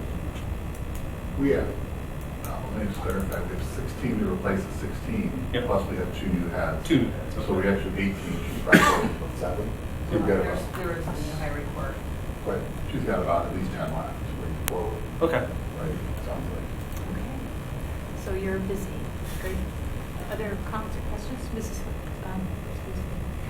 Glowzinski. Yes, first of all, I'd like to say thank you. I believe this is the first time we've received this new hire recommendations summary, and I love the format. It's wonderful to be able to know who recommended them, the reason for the hire, how many people were applied, pre-screened, and interviewed, their degree and experience. And I believe, I'm accurate in this, there's at least 1 Novi graduate will begin her career at Novi Woods as an elementary teacher. And I'm just, it's kind of exciting to see our own come back. There may be others, I just happen to recognize that name, so I thought that was exciting. And thank you very much for the report. I trust we'll continue to see this in the future. It's very super helpful. And then on a somber note, I'd like to thank Steve Barr. I know this won't be the last opportunity for me to thank you for guiding us in our business and finance. It's been a pleasure to work with you and have accurate budgeting, but probably what's more important is you look at the needs of the kids in the district and you figure out a way for us to do what we desire to programmatically and physically and with our talent. And I greatly appreciate the way you approach the job and your professionalism, and I do wish you success, and I'm glad that you live in the community, so hopefully we'll see you around at school events. So thank you. Mr. Mena. Yeah, I mean, I echo what Mrs. Glodzinski said. Will we have you around for the end of June? I will be here for the rest of the board meetings in June. And I will be working through most of June. So I'll be here for the budget hearing and the budget. Yes. We won't have a budget from the state, but we'll present a budget to you. Thank you. Mr. O'Connor. Just a quick question on the bus driver. What's the position change? Was he something before he became a bus driver, or what? He was a bus sub. He was a bus driver. He was a sub. It's interesting to note that with all the elementary school fighters, that the number of applicants were 742. So, because a lot of people want to come where they know that. Any other comments or questions? Well, I will also echo his comments. I liked seeing the multitude of experience that they had, the personnel report. I think that was helpful. Yeah, especially since we were in the fortunate position of actually having to hire people and putting people to work. So it's good to have that information. So thank you. And to Mr. Barr, who has a heart for his job and for these kids, you will be greatly missed. And I know more so by the administration that you really did a fabulous job of coming in with numbers that were both accurate and also just finding a way to make things work that I think was admirable. So thanks for your service. We are sorry to see you go, but we know that we will see you and Logan and hopefully your wife too at the events. Football, freshman football, I think next year you will be on the sidelines for that. So thank you very much for your service. We are sorry to see you go. I do have one question, Ms. Diglio. When it comes to the experience part, is the most recent experience the current position that they previously had? So, like, if a person had worked in several different positions, in different districts. The experience that they're bringing is the overall experience. Is it no, it's chronological order? For the actual report? No, on your report that you give on the summary of hires? On your the summary of hires. So when you talk about their college degrees and after that there's the experience, is that first one the most recent one? Yes, it's in reverse chronological order. Thank you. Sorry. I'm That's sorry. Okay. Anything additionally before we vote? All right. Well, it has been moved and supported, so all those in favor, please say aye. Aye. Opposed? Same. Motion carries 7-0. Next item on our agenda is the summer tax levy, and we did discuss this at the last meeting, right, Dr. Matthews? Yes, we did. And I will turn to Mr. Barr, who will not have many more chances to explain these exciting topics, but we will give him this opportunity. Gosh, I thought with my retirement, you threw that in to do this agenda. I guess I still do. You saw this a couple weeks ago as the first reading for the millage rates. I mentioned things could still slightly change as the final values came in from the county and the city. What you have before you are the tax rates for the summary page behind it is a little bit different. You see it's total mills, and then you're really approving what's highlighted in green, the mills for the summertime. And as you will see, on an annual basis, the decrease in the millage rate is about 3/4 of 1 mil. So what that means is for a home that has $100,000 of taxable value, which means the assessed value or the market value is probably just over $200,000, they would save about $75,000, $75 for that house. If the house is worth $500,000, they'd save $100 to $200. So it's a nice savings that we're able to pass on for a variety of reasons. But again, primarily it's from the reduction in the debt millage that we're able to do 1 year earlier than we promised back in 2014. Upon your approval, we will submit this to the city and the county for preparing your summer tax bills. If you don't approve it, then I guess we just don't get a tax bill this summer. So that's your choice. I'll entertain a motion on the summer tax levy. Nobody likes levying taxes. Thank you, Mrs. I move that the Novi Community School District Board of Education, in the best interest of the school district, authorize the summer July 2017 tax levy as listed on the attached schedule. Support. It's been moved by Mrs. Lipzinski and supported by Mr. Cook. Any additional questions or discussion? All those in favor, please say aye. Aye. Opposed? Same. Motion carries 7-0. Next, we have policy updates and revisions. Dr. Matthews. Thank you, Ms. Murphy. Our Governance and Policy Committee has reviewed and approved the following policy for revisions and updating and is bringing it before the board tonight for approval. It is policy number 0100, which are definitions. All right, I would entertain a motion. Mr. Mena? Motion to approve policy 100 as presented. Is there support? It's been moved by Mr. Mena and supported by Mrs. Hood. Do we have questions or comments about our policy definitions? Mrs. Lipzinski. Right. I had feedback from Mr. Cook about clarifying items that are owned personally and items that are district owned. So you'll notice on page 4 of the bylaws that we have modified that to indicate that personal communication devices are those that are owned personally. And on page 5 of the bylaws, technology resources, we have indicated that those are district owned. That was some feedback that we'd received, and I appreciate that feedback and the change that was made. Thank you. Mr. Cook? I would just ask that going forward that when we refer to these, we refer to them as technology resources and personal communication devices. The May 4th meeting, I think we were unable to be here. There were 2 policies passed that called them district technology resources also, and added that other terminology in front of it, just to keep things the same throughout, consistent. Thank you. All right, without further questions, all those in favor of adopting policy 0100 definitions, please say aye. Aye. Opposed? Motion carries 7-0. The next item is an item for information discussion. Dr. Matthews. Thank you, Ms. Murphy.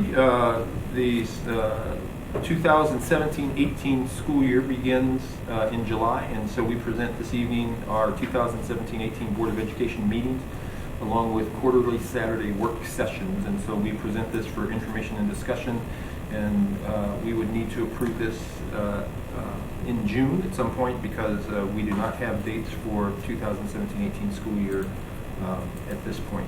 So we present this for information and discussion this evening with the hopes that we will approve this schedule at our next meeting so that we can publish when our meeting dates would be for the 2017-18 school year. Do my fellow board members have discussion about this? Mr. Cook? I know we're proposing Saturday work sessions. We do have a Thursday available on most months, and Saturdays are very difficult for me because of family activities. I would like to propose again that we look at going to Thursday evenings on either quarterly or monthly basis, a third Thursday or something like that for working sessions. We can always cancel them, but it's much easier for me to attend those. I would support that. Board members? We could come back and present a schedule that would identify those workshop sessions as the Thursday evening as opposed to Saturday, if that's the consensus of the board. Mrs. Lipzinski? Yeah, I understand that it's difficult to schedule, but there are 3 planned for next year. And my concern is, well, actually 4. My concern is sometimes 3 hours isn't enough time to accomplish what we want to in a work session. And sometimes we try to accomplish multiple things in those time periods, and a Saturday does allow us to work longer. And personally, to go from 7 to 10 is reasonable, but if we need more time than 3 hours, our productivity, especially the people that need to work the next day, would be compromised. So I would struggle to change to Thursdays for that reason. Yeah, I mean, I sort of agree. I like the idea of moving things to Thursday where possible, where we can get stuff reasonably done within a 3-hour period. Those things that obviously take more time should probably be left for Saturday. Okay, so maybe Dr. Matthews and I can work out when we might need that additional time and do a compromise where some of them end up on Thursdays and some end up on Saturdays to allow for the extra time. I think that would be reasonable to look at that. Because we're working it very hard with Mrs. Holly to put together a calendar that really does have when we do different things. So we should have an idea of that. Yes, Mrs. Lozinski. I just want to make a comment about the fact that we don't have any meetings scheduled now in July. I did bring a question about my concern in terms of replacing our finance assistant superintendent for finance and timing-wise, but in talking with Dr. Matthews, he indicated with posting, interviewing, and the things that need to occur that you probably wouldn't be ready to bring that individual, that recommendation until that August 3rd meeting anyway. So I'm okay with not doing the July meeting, but I was concerned about that. Or actually, frankly, other personnel issues would be a concern as well, based on I'm sorry, I took the floor again, Mr. Cook's question about how many positions we still had to fill. I don't know. So we have, as I showed last week, we have the board meetings mapped out. The administrators know, so they're feverishly working. Excuse me, but there's always that last minute or late resignation or retirement that I worry about and would anticipate leaving. We've done that in the past. We've had personnel only board meetings. Right. We had to. Mr. O'Connor, did you have something you wanted to? Well, along with a couple things, we should be looking at a date in August for that 3rd meeting, just as an emergency, even though we may cancel. But somewhere between August 17th and September 7th, because that's the start of school year, and we're going to need to approve new hires. I mean, we're going to. So even if it's a Tuesday night or it doesn't necessarily be a Thursday night, I think we should at least have it there and publish it. We can always take it off. And I also, it's not a big deal to me, but I don't see why we can't have one meeting in July. Even have it as a date, as a placeholder. If there is no business, then we can take it off. But to have that flexibility as we go through the summer, it just seems to me, not meeting in the month of July. We can make one of these Saturday work sessions, a whole day in July. Or 2 half meetings in July. Just throwing that suggestion out because I've got to believe there's some business that we need to conduct in July, at least to have it as a placeholder. The last comment is the June 23rd, 2008 board self-evaluation. I'm concerned that that's on there. Is that etched in stone? I don't know if we as a board have agreed that we would necessarily need to have a board self-evaluation on an annual basis. I know that some members think that, but I don't know if we discussed that totally as a board. I know that when I tried to institute that process, that if the veterans recall that the first board self-evaluation was I thought rather valuable, but the second one The MESP tool was horrible. It was misunderstood. It didn't give us any information. Quite frankly, I thought it was a waste of time. It was a board that we already had in place, certainly from the board members. It's important that we have a board self-evaluation. I'm just not necessarily sold on the value of doing it every year if we have it with the same board. So I don't know if that necessarily is etched in stone that we're saying that until we agree that we want to do that on an annual basis. We'll have to review the policy on that because I believe there is language in the policy that talks about having facilitated board self-evaluation, but we can look to see if the policy committee can look at that. If it's yearly. If it's yearly or not, and then address it at that time if that's. I mean, either change it or keep it or what. I mean, we haven't followed it. Right. So to me, the issue is their value. Because certainly, when I tried to follow that policy, that second time around was of no value whatsoever. And obviously, that's important that we spend our time in valuable ways. I would agree. Mrs. Cadwell, Mrs. Stevenson. It's okay. Couple questions. On the December 14th or 21st meeting, is there a reason that it's at 6 o'clock and not 7?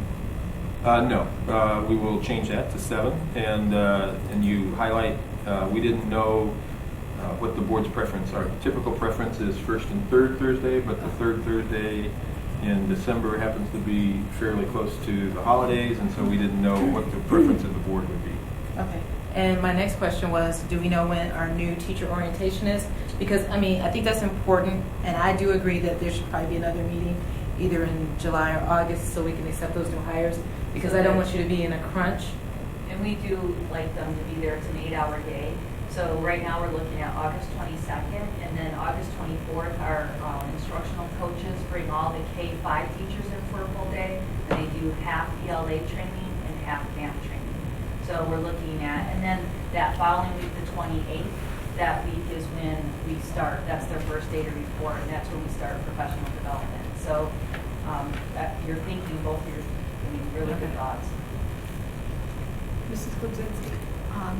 Just a thought about the board self-evaluation. One of the things that the Governance and Policy Committee has been working on has been to pull together an operating procedures manual that we have consensus of the board in terms of how we're going to conduct business. And I think two things could happen at a board self-evaluation. One is to review that operating procedure manual and use that as the basis, since we have consensus that that's how we're going to operate, to look at, are we doing that? Or are there things that aren't accurate that we should change in the operating procedure? And I think it's important to continue to develop as a board, and you do that by taking the time to examine how we're working as a team. So whether the tool is appropriate, I can't speak to that, but having time to reflect, I can speak to, or been speaking to. Right, so there may be a different use of that time that would be more valuable, that would still be helpful as we move forward with that tool, which is the Board of Operating Procedures. Mr. Cook. Yeah, I didn't have a chance to go back and look at my notes from one of our working sessions. We discussed the cadence of the superintendent evaluation. And I don't believe we said August. I thought we had said we would try to do it prior to the June. So I haven't looked at my notes. But I don't think we have the data. I think we decided we didn't have the data, the student achievement data, to base it on. So we said August would probably be the soonest that we could do it with the student achievement data. The data the superintendent's to be evaluated on is the same data that is to be used to evaluate the teachers on. And you can't, teachers' evaluations are done by the end of the year. That is true in part, but not true in part because the state data we will not have before the end of June. Teachers are evaluated only on the NWA data that we have and internal benchmark assessments that they use. Historically, the board has also looked at MSTEP data or MEEP data when they evaluate the superintendent.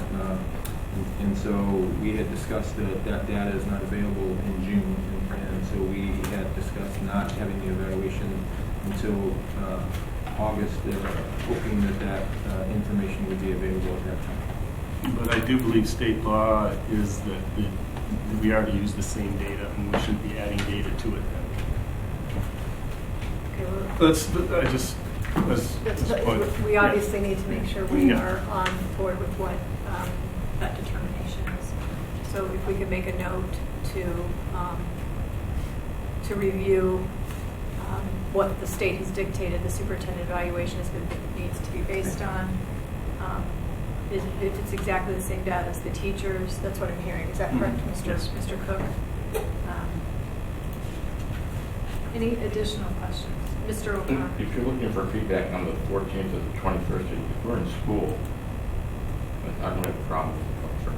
In December? Yeah. Okay. I don't have, I was trying to look at the calendar, I don't have it.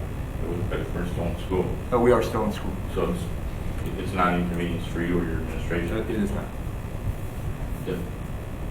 One person doesn't bother me. I'm indifferent. Mrs. Lubzinski? Yeah. We have a high probability of traveling since our family's out of state, so it would be beneficial for us to have it on the 14th, but if the will of the board is to have it on the 21st, there's a possibility I wouldn't be able to attend. No, I get very stressed closer to Christmas, but I'm just being honest. I know last year with not getting out of school until that late date, and I think there's a high level of probability. So I'm indifferent as well. Okay, so we will review this, look at when we can shift it to a Thursday from a Saturday in terms of what we will be doing on that day, and also put the 14th or 21st. We don't have like the list of concerts and things, and we probably won't have those before we decide this, correct? Not a problem. We can ask, but my sense is that they have not been determined yet, but we will ask. I just know there's a lot going on during that time period too. You know how in the past, that's okay. How in the past we were able to tell what days we were available. Could we do something like that? You know, I don't know what it was called. The doodle? Thank you. Can we do a doodle? Sure, we can do that. Sure. I think that would just save us some time. Okay, that sounds reasonable. So, Mrs. Howley, if you would put a doodle together for the board on some of those dates, that would be terrific. Okay, so this will come back to us at the next meeting with some revisions. Yep. And the next item, if we're ready to move on, seeing no additional comments or questions, is the boys' basketball camp field trip. Dr. Matthews. Thank you, Ms. Murphy. Coach Brandon Sanawe, our head basketball coach at Novi High School, is requesting a field trip that would provide the boys' basketball team with an opportunity to participate in a high-level competition and to prepare and train them for their successful 2017-18 season. Students will leave on Friday, June 16th at 3 p.m. and return on Saturday, June 17th. The cost for each student is $25. Students will travel by private car and stay in the dorm rooms on the Indiana-Purdue Fort Wayne College campus. Parents will be providing transportation, and if they do, they will receive background checks and submit all the relevant paperwork. And as you look at the field trip form, you will note that no lodging is noted because they will be staying in the campus dorms there. And you'll also note that the number of students attending is identified as 14 and the number of chaperones is 1. And that's because many of the parents are currently planning to attend that activity along with the coach. And so that they will be providing transportation, and if they transport other students other than their own, they will be providing us with information so that we can do the appropriate background check. Comments or questions? Mr. Cook? A couple of things. Parents taking their personal cars and background, do we check liability, insurance and all that? Okay. The other thing is, has anybody checked to make sure that we're within the MSHAA rules for summer practices? I believe that Coach Sanawe would have done that, but we will verify that. Mr. O'Connor? Should we move this to an action item since, I mean, it's the next day? I mean, to approve it 2 weeks from now, I mean, that's kind of a joke. They're going to do this unless we don't approve it. So would it make sense to move it to an action item now? Were you making a motion to move this to an action item? Yes, I make a motion to move it to an action item. Okay. Then moved by Mr. O'Connor. Point of order. I don't think we need a motion to move something to action item. No? Anybody can make a motion on any item, so You mean anybody could suggest a move? can suggest a motion to approve this item if they'd like, without having to move it to action item first. Okay, thank you. Mr. Mott? Parliamentary. Parliamentary, thank you very much. So, as it is an action item, does the board have additional questions or comments? You did receive a second. You didn't vote. I support. Okay, it's been moved by Mr. O'Connor and supported by Mrs. Cook that we approve the overnight basketball camp field trip. Do I have that correct? All right, Mrs. Kozinski. I echo. I understand the value in going on the trip. I trust that you would be sure that we aren't violating anything in terms of MHSAA, but I'd feel a little bit better knowing that that had been checked out. And of course, I'm a little concerned with the team hasn't had a tryout, so how do you decide who gets to go? It's I think such it's a small number of people. Is it last year's team? Correct. Seniors included? No, I do not believe seniors would be included. But I understand the urgency because our next meeting is the 15th and they're going on the 16th. Mr. O'Connor. Although I do see the day of the request was May 9th, so it's a shame that it's being brought to attention first. So we're getting kind of jammed on The MHSAA question. MHSA question is answered. It is 166 miles, and they have a 250-mile range, and so it is within the. But it's in terms of the coach and The practice hours and... Oh, that is, I know, is okay for summer camps. Oh, yeah, because they have the coaches. Right, downtime is not till July. Right. Correct. Okay. Okay, are we comfortable voting on this, fellow board members, or is there additional discussion? I would agree that the 5/9 date of the request was when it was filled out, correct? Filled Which out. is supposed to be 6 weeks prior, according to the thing, so. Not received. Right, not received, but just paying attention to that, Yep. it makes it difficult then to get questions answered I would agree. when we're tight like this. So I like that they're not missing any school, they're going the day after school is out, and the cost is very reasonable for the students, which I think has always been a concern of mine, that we don't overtax students and parents. So, all right, with no additional questions, all those in favor of approving the overnight field trip for basketball team camp, please say aye. Aye. Opposed? Motion carries 7-0. Our next item is also a field trip. It's the Drama Club field trip to Chicago. Dr. Matthews. Thank you, Ms. Murphy. Heather McCaig, the Novi High School drama teacher, along with Lydia Cadena, is requesting that 35 students of the High School Drama Club travel to Chicago, Illinois to attend 2 exciting theater productions, Hamilton and The Minutes, and visit 2 museums. This experience will provide a unique opportunity for our students to grow as artists. Students will be asked to pay $550 to attend the event. This will cover the cost of the motor coach, 2 nights lodging, tickets for the show and museums, breakfast and dinner. Students will depart on Monday, November 20th at 8 a.m. and return on Wednesday, November 22nd at 1 p.m. Students will miss 3 days of school. And this will occur as was indicated November of 2017. Questions or comments from the board? On this field trip, Mrs. Kozinski. The opportunities to see the productions that they're going to are exciting, and the museum are exciting. Typically, I'm not very supportive of missing school days. I understand, like, when they go to a trip in New York and the choral group or the band performs, they're using their skills and developing. This is having experiences, and experiences are nice. But I like to see students in classrooms, so I'm struggling a little bit. I understand the value of the. It's too bad it couldn't be on a weekend. I'll just be done. I certainly agree with you. I know that the cost of the tickets on the weekend was the thing. So maybe the question, that we might want to pose back is, what is the intention then as a result of that? Whether they're incorporating some of the what they watch, what they learn into the classroom experiences would be maybe valuable for the board to know before the vote.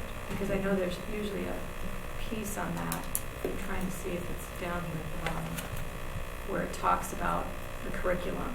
I mean, and I don't. You could be. Let's see. So, and their curriculum. I mean, theater is part of curriculum, so I would make that. True, but it's a club, so there's not necessarily that they're in a class. I don't know. That could be.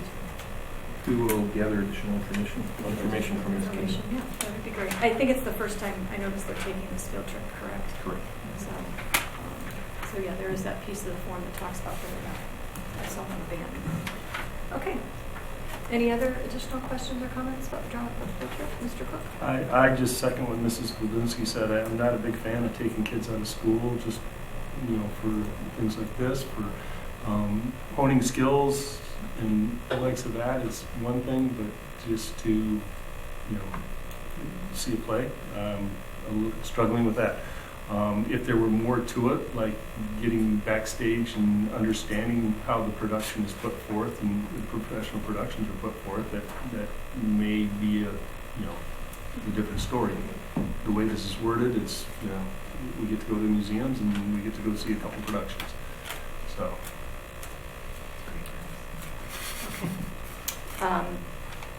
If there's no additional comments or questions, we will move on to our policy updates and revisions. Dr. Matthews. Thank you, Ms. Murphy. The Governance and Policy Committee has reviewed and approved the following policy for revisions and updating and is bringing them before the board for information and discussion. We have 5 policies initially. Policy number 3120, employment of professional staff. Policy number 4120, employment of support staff. Those 2 policies have the same wording, and that's why they have similar numbers. Policy 7000.06, which is a new policy for broadcast of board meetings. Policy number 7540.02, which is web content services and apps. And policy number 8100, which is a new nepotism policy. We have certain policies that the board needs to approve before July 1st, and because of state law, that's policy number 5111.01, ESSA, homeless students. Policy 5111.03, ESSA, children and youth in foster care. Policy number 8340, ESSA, letter of reference. And policy number 8500, food service. And we also have 3 policies that the board needs to approve and get in place by August 1st of 2017. That's policy number 5610, emergency removal, suspension, and expulsion of non-disabled students. Policy number 5610.01, expulsion and suspensions, which are required by the state. And policy number 8400, which is school safety. These policies have been discussed by the Governance and Policy Committee, as mentioned, and Ms. Globzinski is the chair of that policy. First of all, I don't want to make an assumption, but are we going to go through each individual policy to see what people have questions about? I think they'd be a little bit more organized than jumping around. Yeah, we can do that. Before we do that, I'd like to give you some background information from the committee and what we've been doing over the last couple months. The review by the Governance and Policy Committee of Policy 3120 was the result of the district's legal counsel pointing out contradictory wording and an employment situation which violates current policy. The current policy reads, the employment other than casual employment of members of the immediate family of board members and administrators shall be prohibited. An administrator's immediate family member is employed by the district. At the date of hiring, the employee was not an immediate family member of the administrator. However, as a result of a marriage, the employee is now an immediate family member of the administrator. The Governance and Policy Committee met March 14, 2017 and discussed Board Policy 3120. The committee reviewed a number of employment policies used by other school districts, as well as the reason prompting review of our current policy. Based on the discussion, the committee drafted revisions to the policy. These revisions were presented for information and discussion at the April 13th regular meeting of the board and again at the May 4th regular meeting of the board. The committee met again on May 11th and discussed Policy 3120, including the feedback received from board members. The discussion focused on the revisions to the employment policy and whether there is a need to create a separate nepotism policy. During the meeting, concern was voiced by a committee member that the recommended revisions changed the original intent of the policy. The committee met again on May 22nd and discussed Policy 3120. Two options were discussed. The first option would be to edit Policy 3120 to allow for the employment of an administrator's immediate family member and edit confusing language. The second option was to edit Policy 3120 with respect to employment of professional staff and create a new nepotism policy. The committee is recommending option 2. As a result, 3120 has been revised and a new policy, 8100 nepotism, was created. The language in 8100 was developed by the committee after reading a number of nepotism policies of other school districts. That's background information. The comments I'm going to make now are my personal comments on 3120 as one of 7. The board does not have a schedule to review board policy. It has been the practice of the committee when a policy is before the committee to review the policy and recommended revisions based on what is the district's practice, what is required by law, what represents best practice, and what is in the best interest of the students. The changes presented to the board alter the original policy. However, instead of revising the policy to accommodate a current situation facing the district, I believe we've created a policy which enables the district to hire and employ the best candidate for the job. Policy 3120 is an employment policy. So those are my comments directed towards the first policy that's listed. And when we get to 8100, I'll make some other comments. Okay. So I'm going to ask that we consider 3120 and 4120 together since their language is very similar. So is there additional discussion about 3120 and 4120, which are both employment policies? So just to clarify, so that folks know, I think what we ended up with 3120 and 4120 is, in essence, boilerplate language from Neola. In essence, what we have done is we've taken out, is a language that was added by the board some 20 plus years ago. I think Mr. Cortland alluded to that when he came before the board earlier today. And we've basically taken it out and decided that that nepotism policy would be better handled in a separate policy. And I support that. I think that makes sense, that we have an actual nepotism policy. After I looked at this policy for quite some time, spent a ton of time on this thing, I came to the realization that it probably wasn't in the wrong place, and creating a separate policy for it made more sense. I just want to clarify that as a committee, we don't make decisions, we make recommendations. So just that's we're putting forth the collective work of our committee for the rest of the board. Right. Additional questions, Mr. Cook? A couple of things. You mentioned that there was you had two options for 3120. Could we see the option number 1, which was just updating the language of 3120? Just so we have a point of reference. Actually, we discussed what they were, and that's what you had 3120 at those previous 2 meetings. And we got feedback with some concern. So when we met that last time, we didn't draft 3120 with the revisions. We talked about the options, and as a committee decided we were going to recommend 3120 without any reference to nepotism, which is what we have before. With the addition of nepotism. Right. Okay. But you could go back to those in previous board book and see what had been written. Actually, if you look on page 2 of the policy, you can see where it's all struck. Yep.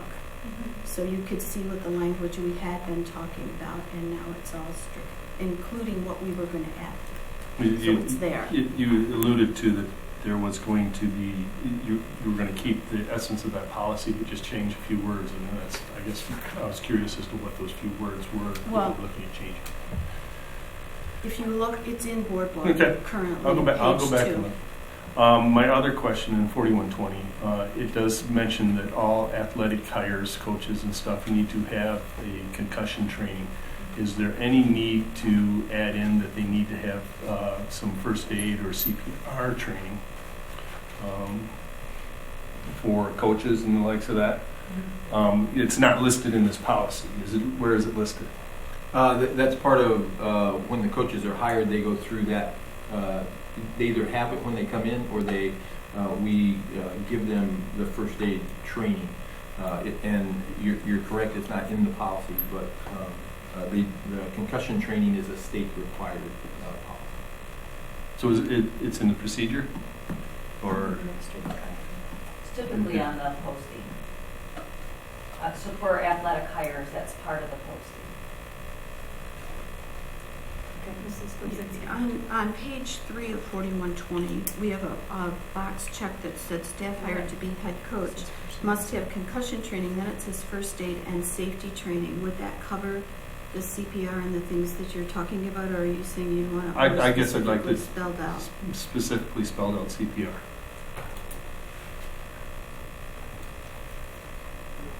They are two totally separate trainings. Okay, so Well, but CPR training, is it required by the MHSAA? Because that's what they're referencing. We can check, and if it is, we can certainly bring that to the attention of the policy committee and look to add that. Ms. Holly can and I can check that this week and see what the MHSAA requires. did you say something other than CPR also that you were concerned about? The first aid and CPR. Okay, first aid is listed. So just if we could check the CPR, because it may not be required by either of those. If it is, we can just include it. Okay. Other questions or comments about 31 and 4120? Mr. O'Connor. So I'm trying to understand. When this was first brought before us, there wasn't a nepotism policy, but there was language in 3120 that basically changed to favor nepotism. So what we're saying now is we're taking that language out, but we're creating a separate nepotism policy to favor nepotism. Is that the recommendation of the committee? We took all of the language out of 3120 that references immediate family members, and we have created 3120 based on a review of policies from a number of school districts. And I'd like to have the discussion on 8100 when we get to 8100. Okay. So I'm just trying to understand. So. Well, all right. In reviewing policies, in the review of policy, as I made a comment, we look at what's required by law, what the district practices, what's best practice, and what's in the best interest of the students. And those are 4 ways to look at a policy. So we looked beyond what the verbiage had been a number of years ago to what we thought was where we were today and what was in the best interest of the district. And yes, we have, as a result, altered the original policy. That's true. Okay. Where I continue to struggle with this, and I know we'll talk about the nepotism policy later with 8100, but I'm struggling with the premise that the problem statement that we're trying to solve here in changing our policies is that we want to hire the best candidate for the job. That seems to continue to be the premise of this, and I don't see that as a problem. So I have a personal problem with changing policy unless there's a reason to change. There's a real reason to change the policy, and if there's not a problem, why mess with the policy? We continue to use this argument that administration needs to have the flexibility to hire the best possible people, whether it be through nepotism or through the change in 3120. And yet, truth be told, we don't hire the best people possible at all times. Quite frankly, to balance our fiduciary responsibility with hiring the best people possible. Many times when we have 700 candidates for a position, we hire positions at level 1. Most times, because we're balancing hiring the best possible people with level 1 to stay within our budget constraints. Now, it's interesting, that's been our hiring philosophy, and some board members have said, should we look at that and change that to, in the best interest of hiring the best possible people? Why are we limiting ourselves to just hiring at level 1? And yet it's interesting because we get pushback from administration that says, well, we should really stay at hiring level 1 if at all possible, because it creates a morale problem. It creates problems with other teachers that we're hiring at level 4 one year and level 1 at another year and a level 3 at another year. So we get pushback in terms of changing that policy.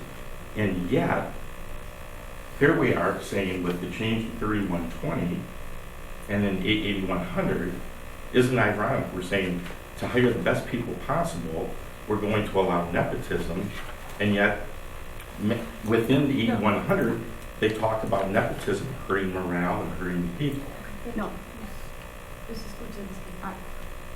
I want to ask Ms. Diglio, when you review 700 applications or however many you have, is there a question on the application that asks if they will accept level 1 salary, or when do salary negotiations enter into the discussion? Is that part of determining who's a worthwhile candidate or the best candidate? So to be completely honest, we because of the way the process is set up, we don't comb through all 700 applicants because we have the online screener, because we do the phone screening. There are ways of reducing or helping to kind of reduce that number, and we look at the best candidates. It is true that in the last several years, we have tried our very hardest to hire everyone in step 1. That's not our philosophy. There's no policy that says we have to hire them in at step 1. This year, I've had to hire some staff in at higher staff because they're coming in. I looked prior to tonight. We have 31 years of experience coming in that short list that I gave you today, and we gave 11 steps. So there are a few in there, not 11 steps at one, but feathered out there. Some that have 10 years experience, 6 years experience. Because they were the best, we did do some negotiating and offered them a higher step. Part of that is because we are a little bit more flexible in our finance. Do we try and bring everyone in as low? We do, for the reasons that Mr. O'Connor was stating, that we try to have that balance. But our goal is to bring the very best candidates in. And, I have my own philosophies on it. Contractually, I can give up to 8 steps per the NBA contract. So we don't have any set policy. We're not pushing back. We are trying to stay within our parameters, but we are always working to get the best person, and sometimes it does mean we have to give steps to them. In several of the years previous to this year, we were hard and fast on step 1 because of our budget number. We were very close to our 10% fund balance. We weren't receiving very much additional revenue from the state. And so we, for several years, did offer just at level 1. But now, because of our finances and our increased fund balance, we have been able to offer steps based on our finances. But the goal is always to get the best possible candidate. It's not necessarily to get the cheapest candidate that we have. And so, but in years past, we have been pretty steadfast on the step 1. But now, because we have some flexibility, we're able to give some candidates steps, but very rarely have we exceeded a step 3 or 4.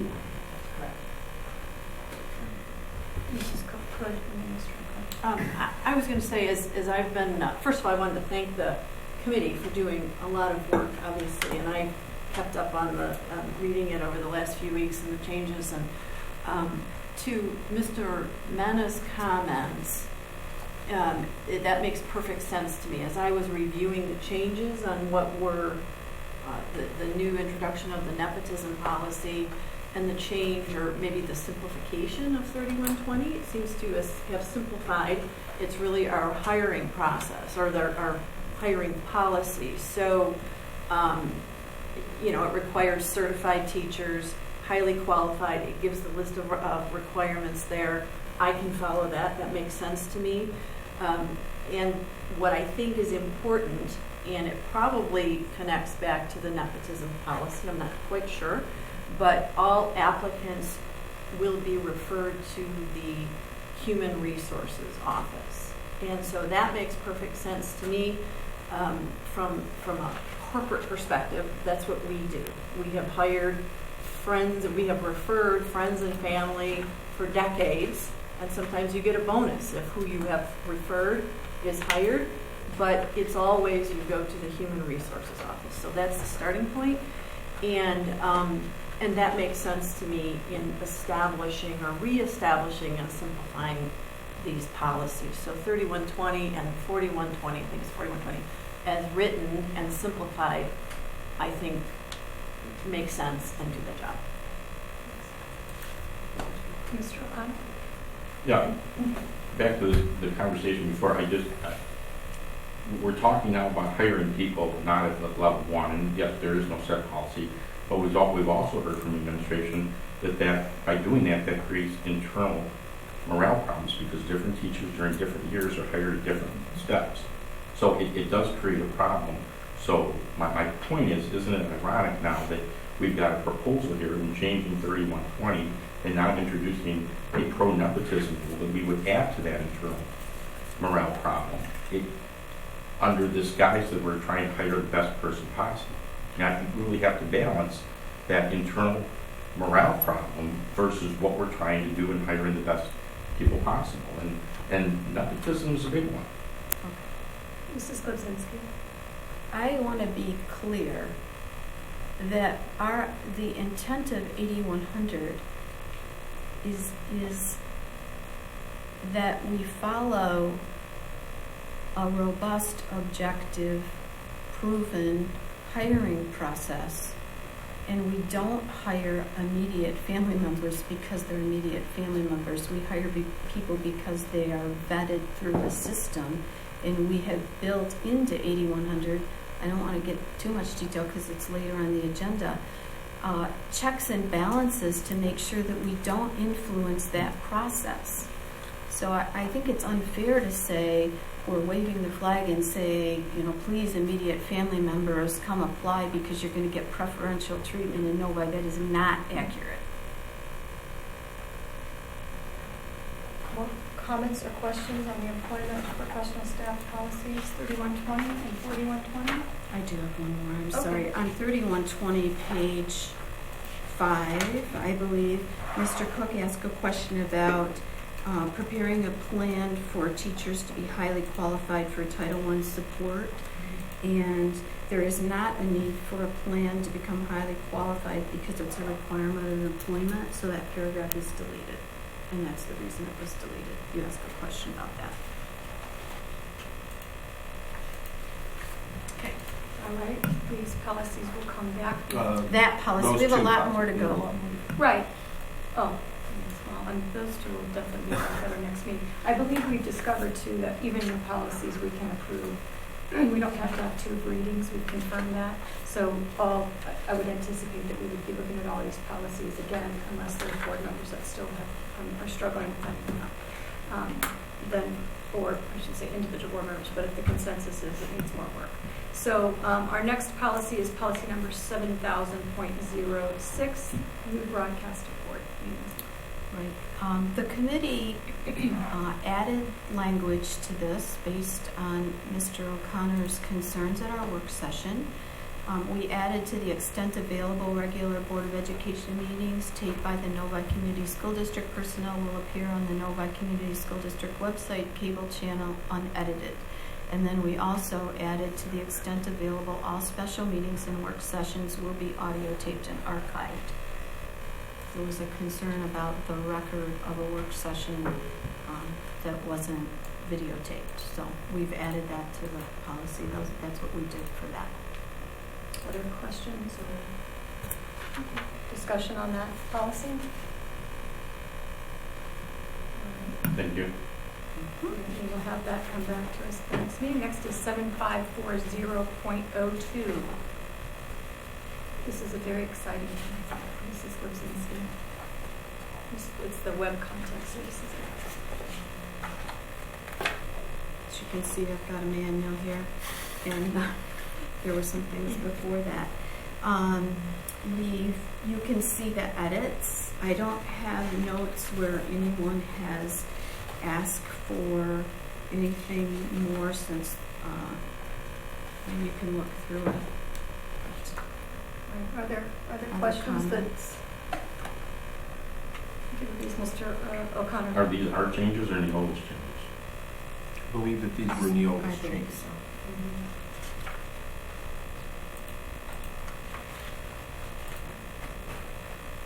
Any additional review on these? I think the committee did look these over, and it's partly they're changing the language to accommodate new technology, so that it will hopefully last a little longer on the web page, which is what we think we had before. Additional comments or questions about 7540.02? All right, seeing none, we'll move on to the policy we've already discussed a little bit, but policy 8100, which is our nepotism policy. Mrs. Kuzinski. Okay. These are my personal comments. I've already told you that the committee put together the recommendation on 8100. It is not against the law to hire immediate family members. However, it is not in the best interest of the district to hire family members simply because they are immediate family members. Anyone hired by the district must be hired through the use of a robust, objective, and difficult to influence hiring process. Legal counsel reviewed our current hiring process and determined it to be robust, objective, and difficult to influence. The fact is, the district has a number of immediate family members who are employed, spouses, siblings, and in-laws. Is it appropriate to differentiate between the immediate family member of a board member, administrator, or another employee? I do not believe it is. The district has a hiring process which was created to select the best candidate to fill an employment vacancy. If the process is followed and an immediate family member is the best candidate, then they should be recommended to the board for employment. During the hiring process, the recommended nepotism policy stipulates that the board member or administrator must disclose the fact that their immediate family member is a candidate for employment.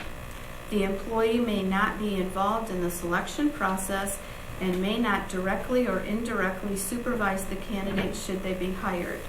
Also, should a recommendation for employment of a person related to an employee be made, evidence should demonstrate that the selection was based on a choice of the person best matched to the position and the needs of the district. In the event a current employee becomes an immediate family member of a board member or administrator, that change of status must be disclosed to the board. After hiring, the board has policies in effect to determine an employee's performance on the job. Appropriate measures are in place to manage any employee who is not meeting the expectations of their job. I believe the new nepotism policy recommended meets the requirements of the law, represents best practice, and is in the best interest of the students.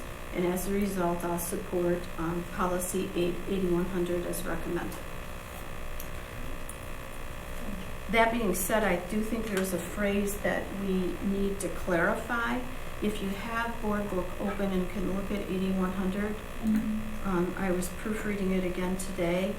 And in the second bullet, we say board members and administrators shall publicly disclose their relationship to a candidate or current employee. I thought that was a little vague. I think our intent was to say if a candidate or current employee is an immediate family member of a board member or administrator, their relationship shall be publicly disclosed. With the wording just their relationship. it'd be difficult to say, well, what relationship are we talking about? So you'd like to make an edit to that? So I'd like to edit that phrase before it comes Can you, back. could you do me a favor and read that one more time? If a candidate or current employee is an immediate family member of a board member or administrator, their relationship shall be publicly disclosed. Comments or additional questions about our nepotism policy? Proposed nepotism policy. Mr. Mena. So I'm also on the policy committee, and I really have to thank my fellow policy committee members for the spirited debate that we had during our policy committees. It's certainly was a lot of fun. I heard some of the comments made by Mr. Cortland earlier, Mr. Kilger, as well as did get an opportunity here to look at some of these signatures. A lot of people in the community that I highly respect. And I think, maybe I kind of want to bring this back to a little bit more simplicity, because folks might have gotten confused why we're here today. So the primary reason that a change to policy 3120, 4120, which now has been moved into 8120, is before us today, is because is due to a recent marriage between a teacher and the son of a cabinet member, and this particular event caused a conflict in the policy. So our choice was really either to change the policy or force one of the two employees to leave the district. My recollection from our attorney was that when they first brought this to our attention, that they did mention that one simple word change would resolve the issue, and I think Mr. Cortland alluded to that earlier. Me personally, I certainly don't want to stand in the way of love. If, for example, we have a principal in one school who happens to have a son that marries a teacher in another school, I don't see, I don't personally have a problem with that. But what I've heard at this board table from most of my fellow board members, it's clear to me that the majority prefers to change the policy instead of releasing an employee. So as a member of the policy committee, I subsequently took it upon myself to draft a policy that did exactly that. It kept the nepotism policy in place while allowing the affected employees to remain in the district. Unfortunately, that draft is not before us today. Instead, my fellow committee members opted to bring before us a version that does eliminate a lot of the wording that we had, a lot of the protections that we had in place, restricting administration and board hires. And that was language that I felt had served us well for 20 years. Not once has anyone claimed that the current policy was a barrier to hiring good people in our district. Not once have I heard administration request us to make this wholesale change. Not once did I hear a board member ask our committee for this particular wholesale change. Look, I'm from the opinion that the school district should maintain an atmosphere free of the appearance of nepotism or other favorable treatment based upon or influenced by family relationships. I think that just the appearance of nepotism alone can degrade staff morale and arouse public distrust. Our hiring process, while it is robust, is still subjective and isn't really, it's still subjective enough that it won't eliminate any of those suspicions. Remember, the only reason we knew about this particular conflict was because a district employee felt that a cabinet member might have used undue influence to hire a family member. That employee was disgruntled enough to leak the news out to a community member who subsequently alerted us. And I really think that says a lot when we were talking about some of the concerns earlier. Now, I still have this alternative version of Policy 8100, which I'm willing to bring forward at the pleasure of the board. Again, that version retains our current employees while keeping the rest of the policy intact. Thank you.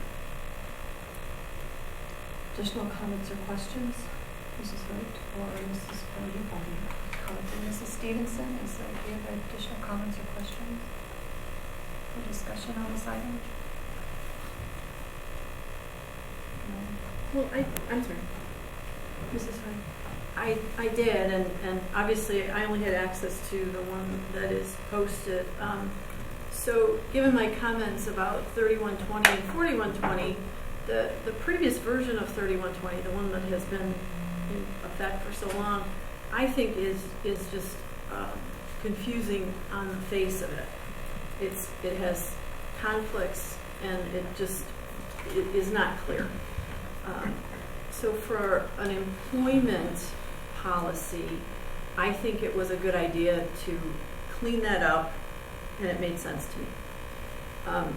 So at the whole nepotism thing, that came up at the candidate forum. That was a kind of a surprise question to me personally, because I hadn't given it much thought. And I hadn't given it much thought because any environment that I have been in, and I've mentioned this several times, I'll just say it once more, from the private sector, the corporate sector, it's never been an issue because anything through the hiring process, that technical companies who I've been exposed to, they ask for friends and family candidates to be brought in, and so they go through the normal hiring process, and the organization, everyone in the organization has confidence that those candidates have met the requirements and that they are new employees, and that's just it's not a it doesn't have this emotion around it that I sense here. So I from that perspective, when I was reading this nepotism policy, it made sense. Nepotism on the face arises when there are no checks and balances over who's hiring who, and there's no formal process. So I thought, well, nobody can't be in a bubble here. So I went out and did my homework too. And so I went to, some districts that I think are similar to ours, not remote rural districts who have to hire the superintendent's wife to be the secretary, but Bloomfield Hills. So Bloomfield Hills has a nepotism policy, and they allow immediate family members to be hired. They can't work in the same building.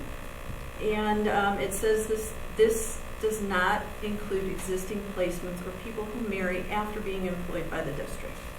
So Troy had something similar. Grosse Pointe has something similar. Lake Orion, I looked at Lake Orion's, they have something similar. Clarkston says relatives of staff members may be employed by the board, provided the staff member being employed is not placed in a position in which she or he would be supervised directly by the relative staff member. So it seems to me that not adopting this policy would make us an outlier. Adopting a policy that allows for highly qualified candidates to be hired with the safeguards in place that we've discussed or that are here, kind of brings Novi into the current way of doing business. And so I don't have a problem with this policy, and I would support it if we were voting on it tonight. Thank you, Mrs. Miller. Yeah, if I can, I do look at public-funded entities a little bit different than private sector. I think when we have our community footing the bill, we should be held to a higher standard than the private sector. I also did go down that path of looking at a ton of policies from other districts, and it was, it got to be a waste of time only because, I found it was 50-50. There are a lot of school districts that have policies similar to what we currently have. There are some that don't. Northville, for example, has a very strict nepotism policy similar to the one that we have now. So, we can go out there and pick on a bunch of different school districts, but I said if you look long enough, you'll find that there's just as many out there who have a nepotism policy similar to the one we have now, and you'll find that don't. So. Anything else? I'll just state that I appreciate the work of the committee tremendously. I know that there's been a lot of time spent by the three of us looking at this, looking at other policies. I'm in agreement that anytime we review a policy, it's a good idea to read it in its entirety. I know that some of the language changes to some of them are not necessarily, don't require that deep a dive, but this one seemed to make sense, especially given the attorney's perspective on pieces of it. I believe that this new policy actually does address some of the concerns that were brought up about disclosing relationships and some of the other things, and it safeguards, it puts a little more teeth, if you will, into the policy, so those checks and balances are there, and I have to say I do not agree with Mr. Mena that our hiring process is subjective. I think that we've been told repeatedly that it's robust. I mean, to a certain extent, at the end of the day, you're deciding between two candidates. That's going to be subjective, perhaps based on the school they're going to and who you think is going to be a better fit. But I am not in agreement that we have a subjective hiring process. I think we've been through it several times, and I have not seen evidence of that. So I like this policy for several reasons. I don't think that we're going to be going out there seeking to hire our I mean, I don't have any kids that I'm teaching, that could even be hired, so I don't think that's the point of it. The point of it is, and I had said this before, that it allows our administration some flexibility, so that if we have, I think you said we had a math and science class and we had 4 applicants, 4 qualified applicants for the class. I see that happening more and more. I know that there've been, the Free Press just had an article in the paper about the teacher shortage and how that's coming up, and I think that rather than kind of go back and look at this later and say, or having that situation arise where we have a Chinese teacher, I'll use that as an example because that's a hard to fill spot, or a CTE teacher or whatever, that we have a hard to fill spot and it happens to be somebody that's related to one of us, we can't hire them, and it's not timely to come back to the board to present that. It's not, you won't even be able to consider them.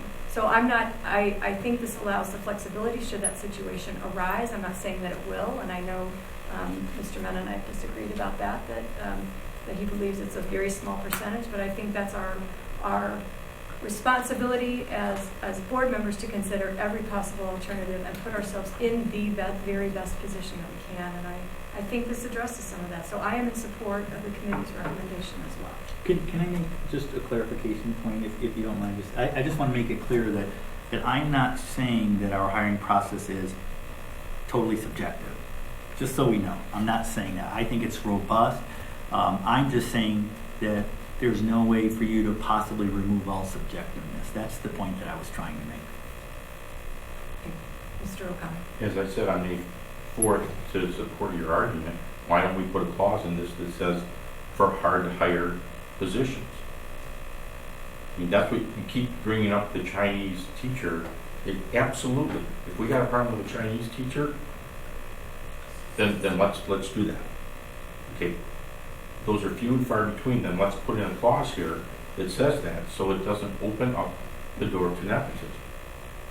And so you even said, so we don't have to go back. We need to have this, so we don't have to go back. Then let's put a clause in there. If we have a position, just brainstorming here, where we have 5 or less candidates that we would consider, nepotism, why not put a clause in there to cover it? I'm just agreeing with your argument. Mrs. Diglio, would you like to add to this?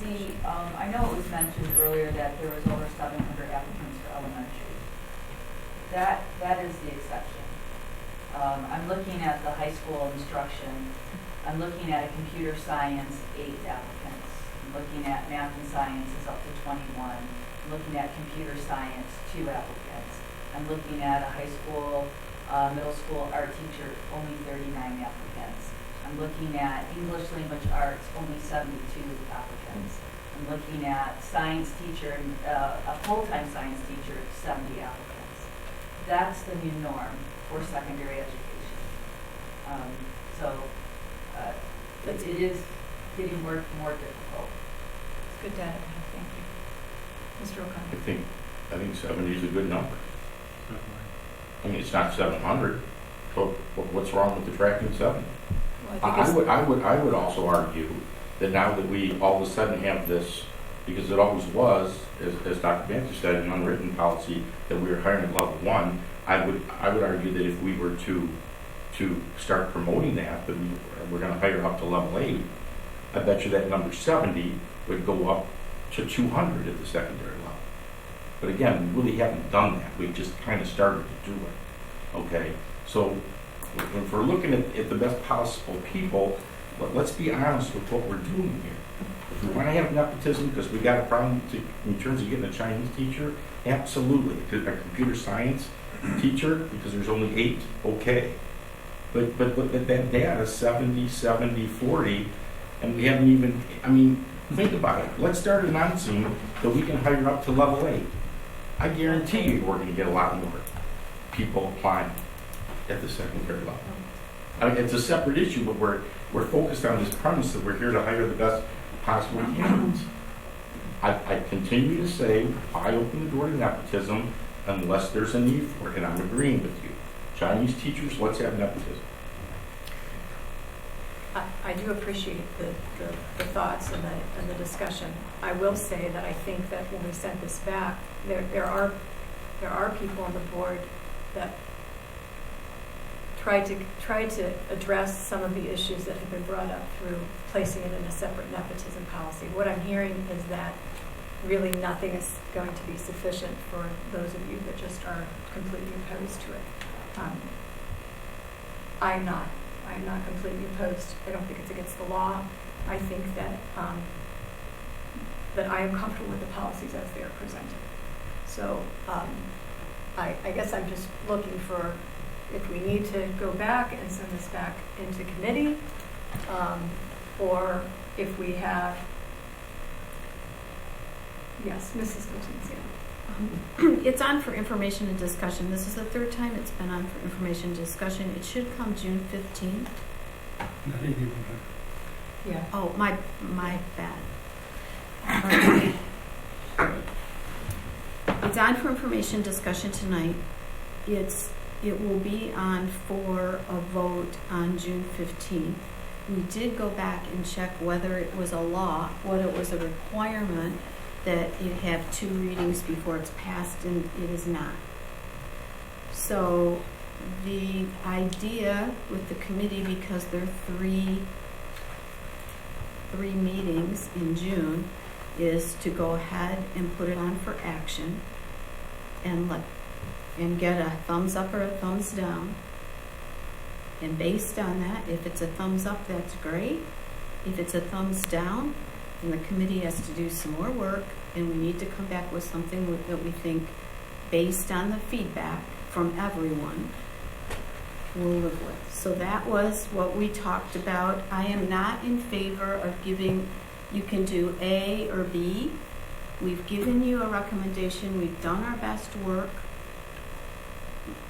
I think we bring it on the 15th. If you have other questions, other concerns, this has been on board book, and I haven't gotten any. I haven't seen any questions or wanting clarification prior to tonight, but certainly bring them forward.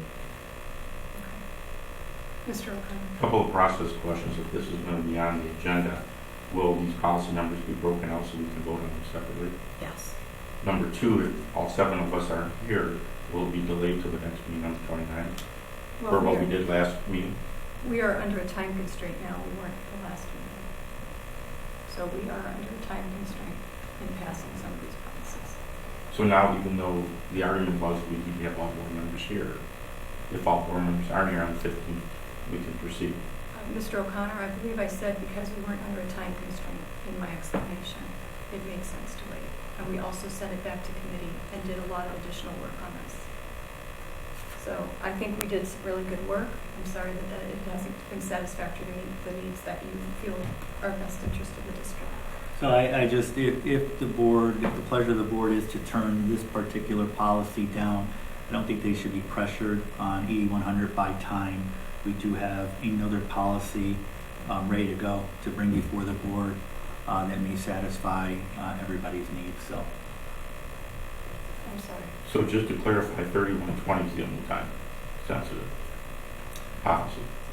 Is that what we're saying?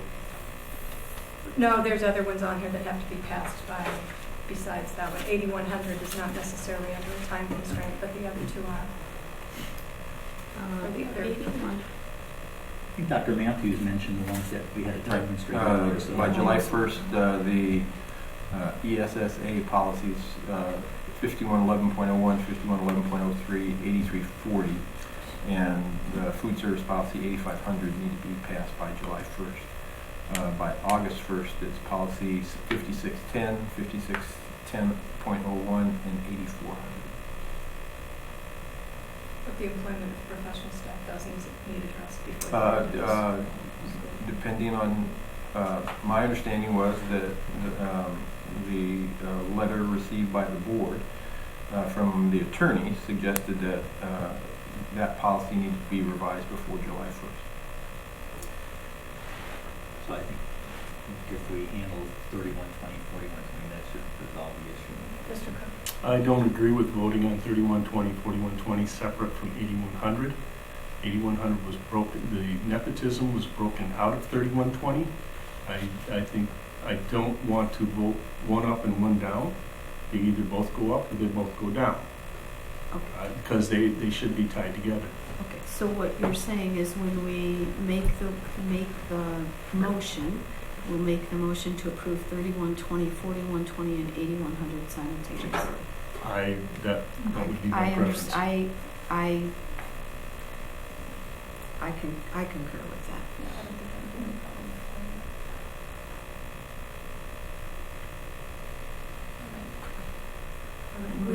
Move on to policy 5111.01. The rest of the policies that you have are a result of things that Neola has, the law has changed and Neola has told us that we need to take action on. In the opening comments by Dr. Matthews, you can see the ones that had a July deadline and the ones that had an August 1st deadline. And the committee has not made any changes to what Neola has recommended, unless there has been, an option, and in the option we've taken what the current district's practice is. Mr. Cook? On 5111.01, Yep. in first page in D, it lists those living in trailer parks as homeless. We have a number of trailer parks within the boundaries of the Novi school system. In B, you say? Yes, in B. I think that would be defined as,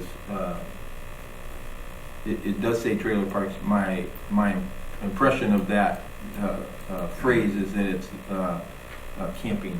Yeah. Well, it also lists campgrounds there too. Mm-hmm. Trailer parks or camping grounds. We need to get that clarified because Okay. there are trailer parks where people are leasing land and have Certainly purchased a mobile home to I would live on agree that, with you. and they are permanent residents of Novi. I would agree with that.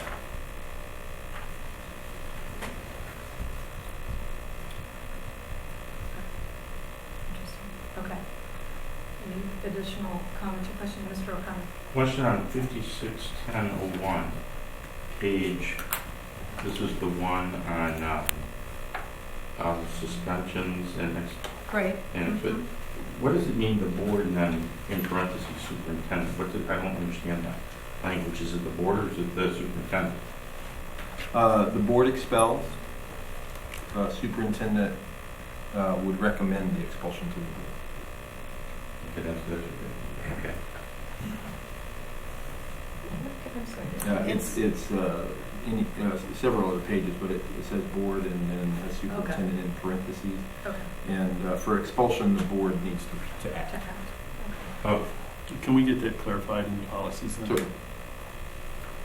a personal comment, I'll find out if I'm breaking the law if I vote against this, but this is no reflection on the policy committee. I know that we're making these changes to follow state statute, but I don't like this language at all. I think it's very weak. I'd like the zero tolerance policy that that we used to have under state law. Again, no criticism to the Policy and Governance Committee, but I'm not going to vote for this unless I'm breaking the law by voting against. So I'll find out. But because I understand it's under state statute, but I find this to be very problematic and send a horrible message in terms of the safety of our school buildings. It's just very loosey-goosey language that I don't support.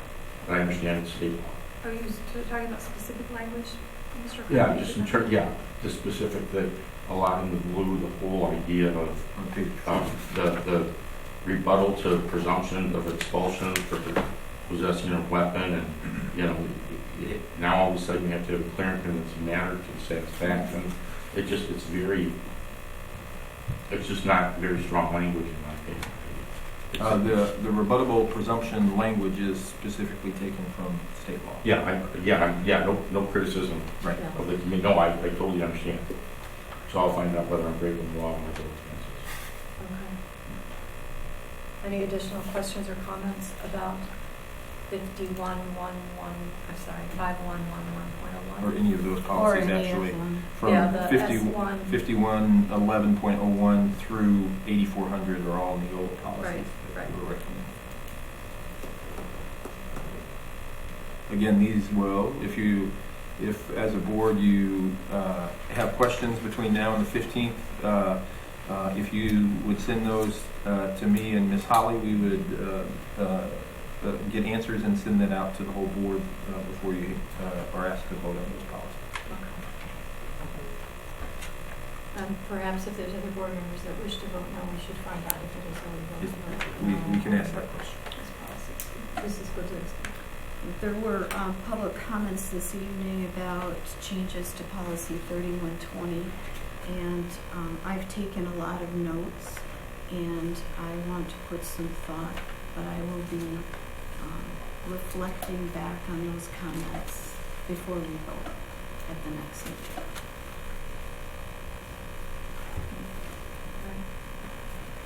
Additional comments or questions about multiple policy updates or revisions? All right. Well, like Dr. Matthews said, if there are additional things that come up between now and the next meeting, hopefully in a timely fashion, you can get those questions to Dr. Matthews and Ms. Howley so that we can address those. Next is our second opportunity for comments from the audience. This is an opportunity to speak about any item within our jurisdiction. Again, I would like to remind you to be courteous and limit your time to 5 minutes, please. And Mr. Mena will let you know in 30 minutes. Excuse me, 30 seconds is left. Jack Hilger again. Some of the comments that you guys said regarding the revision of these policies I agree with and disagree with. I just want to let you know as a board and Dr. Matthews, myself and 235 other people that signed this petition, this is not a personal attack on anybody or the teacher that's involved. You guys have jobs to do. If the current policy was followed, you'd never find yourself in this position. If you were upfront and honest, I think, Mr. Cortland made a couple comments that, it shows some special favoritism. The best interest of the students, you guys haven't convinced me on that one yet. There's no good reason for the board to change the policy. There's no guarantees, again, like one of you has stated, that the policy, the process can be fully subjective. One of the board members that stood here on this side of the podium, a respected board member for many, many years that's been involved in the policy itself, asked you why change the policy. You haven't convinced him either. The board read a disciplinary letter to Dr. Matthews stating something like, he did not communicate material facts in a prompt and forthright manner. You stated to Matthews' credit, he admitted he placed the Board of Education in a difficult position and he accepted the responsibility. If he accepted the responsibility, then both he and you should enforce the current policy 3120 and be held accountable. You know, we're a society and a nation and a community of laws, restrictions, policies. And you know what? The problem is that just because we don't like them doesn't mean that we can go out and change them or accommodate it for another individual. So we should enforce these policies before us, and you should too. Again, if you don't follow your own rules, there was 24, 30 students in here, there's one left. And if you as a board don't enforce your own policies, what example does that set for that individual over there? You know, I mentioned about the possibility of exposure to the board because in the future you as a board or an administration doesn't follow or change a policy for an individual or change the rules regarding the disciplinary action of a teacher or of another hire. Remember the 236 people that signed the petition spoke loudly, and I want you to remember them also at the next time that your position comes up to be voted upon. And again, I'd ask the board here with that letter that was received to read it at the board communication. Thank you.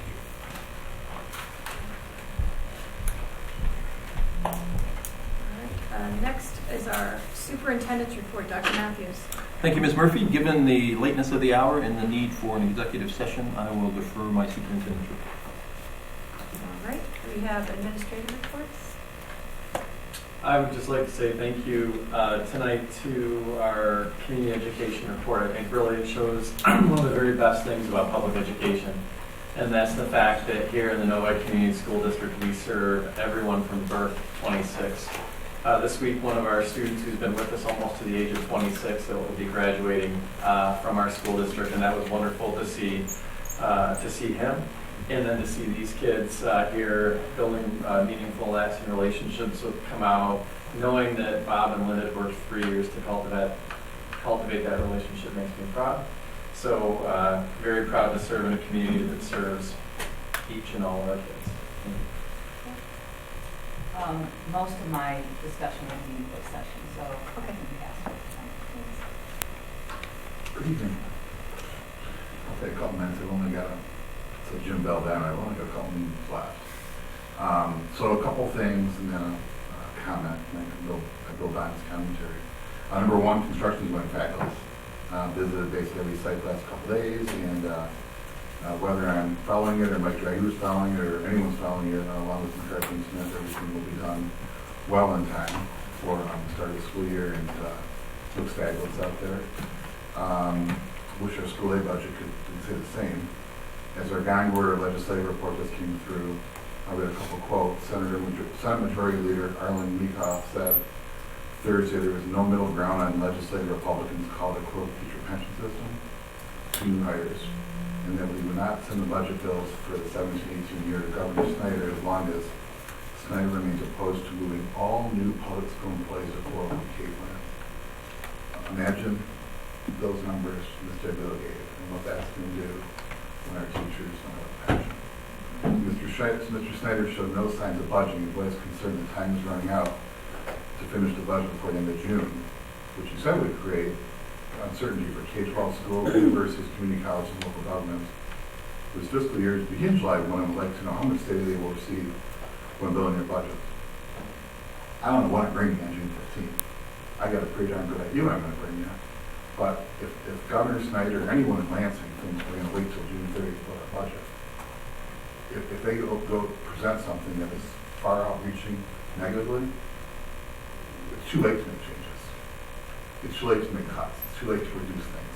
So to think that we're going to get something anytime in June, we don't just do our budget in June. We don't just hire in June. We don't just negotiate in June.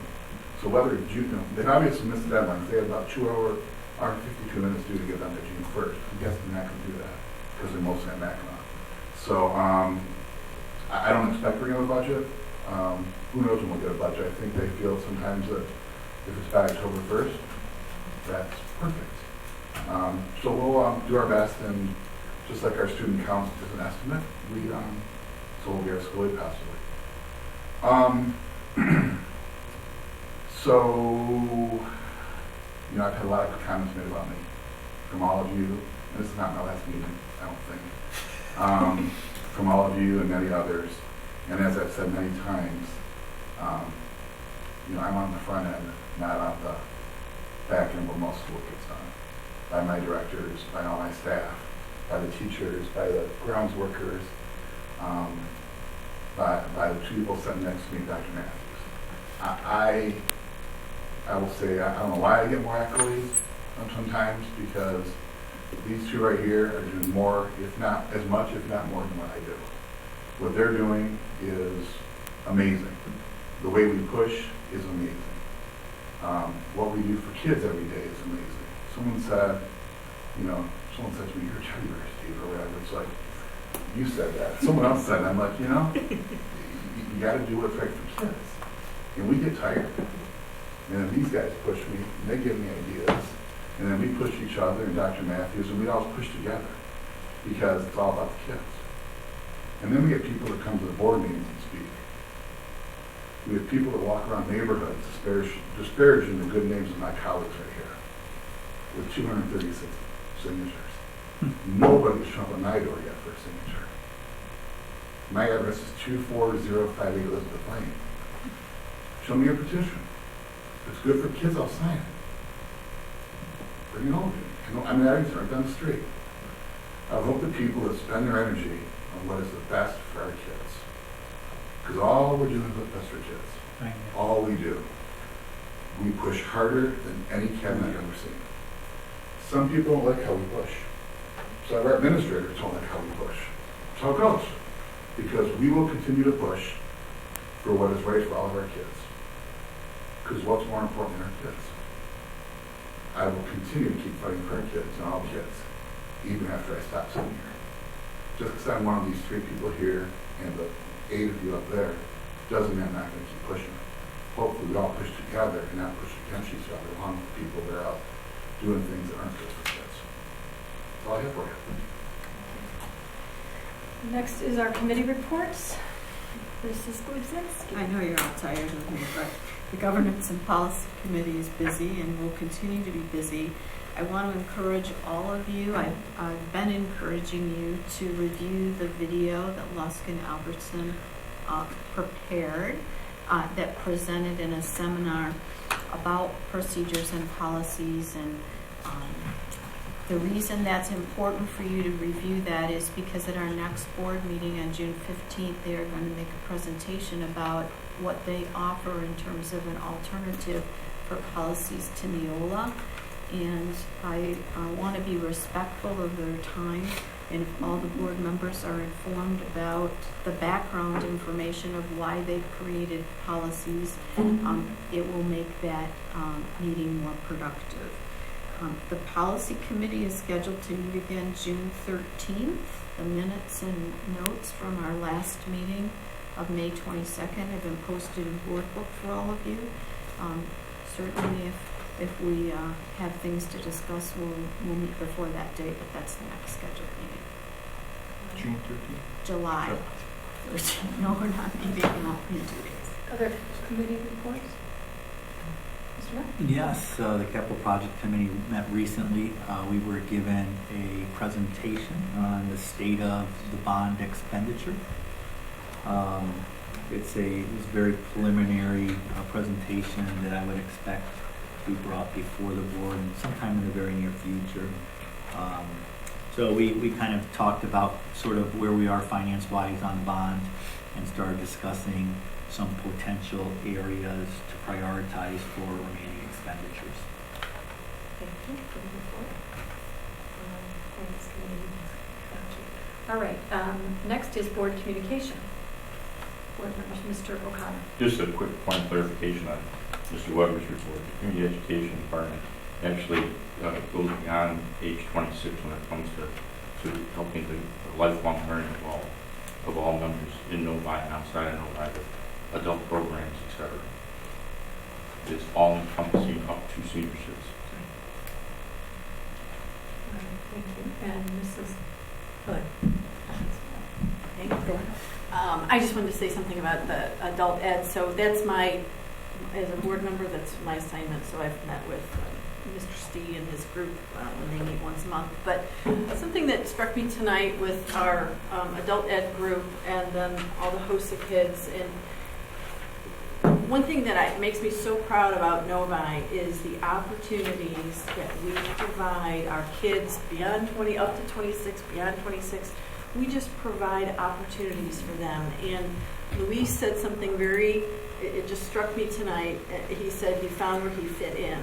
And I love it when young people, the light goes on and they find where they fit in. And they can only do that when they're provided opportunities. And it just makes my heart proud. So, thank you. And Mrs. Hopkins. Yep, I was at Parkview a couple weeks ago, and the purpose of my visit was because our wonderful Novi Public Library was presenting to the students there the summer reading program, and they were making the rounds to all of the schools to let the students know about that program and kind of kick it off. And I just want to again say how much I appreciate the partnership between our public library and the schools, and they were well prepared and had a presentation for fourth graders in K-3 because the programs are a little bit different, and they did a great job, and I just want to say thank you. Mrs. Stevenson. Oh my gosh. It's getting late. I apologize. It's okay. Just wanted to acknowledge Passon. They had a presentation on May 24th for the viewing of 13th, and to thank Julie Farkas of the Novi Public Library for allowing us to use their facility to view that documentary, and for Officer Malloy and Shayla Patel and the other panels that were there to have a good, heartfelt discussion. Just wanted to say that was a great presentation that day. Anyone else? I was up in Lansing last Friday. I know Steve kind of alluded to the fact that the MIPSLers is kind of holding up the budget a little bit. So there was a lot of discussion about that, and also about some other policies legislation that are most likely going to see some movement that will impact the way we do business. And I know that they've been they said they're going to be sending out quite a few more updates from the MASB. If there's action items that it looks like they're going to vote on, I would just encourage you to pay attention to your mailboxes. In the event that something like that comes through, that you feel the need to reach out to our legislators to let them know how that will impact our schools. I think that would be helpful. And it's not a lot of good feeling stuff going on up there right now. And it would obviously be good to get the budget, but they're not anticipating that coming anytime soon. And of course, there's a million things going on right now. I know I've seen many of you at the Senior Honors Night and some of those other things that go on this time of year that are all, just awesome ways to honor our kids. I want to thank, my fellow board members for, trying to be at as many as you can be at. I know that it's time consuming, but hopefully you get a sense when you leave there of all the great things that the district is doing and that we're a part of. So thanks for taking the time to do that. Without further ado, I would entertain a motion to move into executive session for the purpose of negotiation. So moved. Moved by Mrs. Cadwell, supported by Mrs. Lubzinski. Mr. Mena, will you do a roll call vote for us, please? Trustee Cook? Yes. Trustee Lubzinski? Yes. Trustee Hood? Yes. Trustee Mena, aye. Trustee Murphy? Yes. Trustee O'Connor? Yes. Trustee Stevenson? Yes. 7-0. Okay, I will just let you know that we will not be taking any action. We will just simply be adjourning the meeting after the executive session. So thank you for being with us tonight.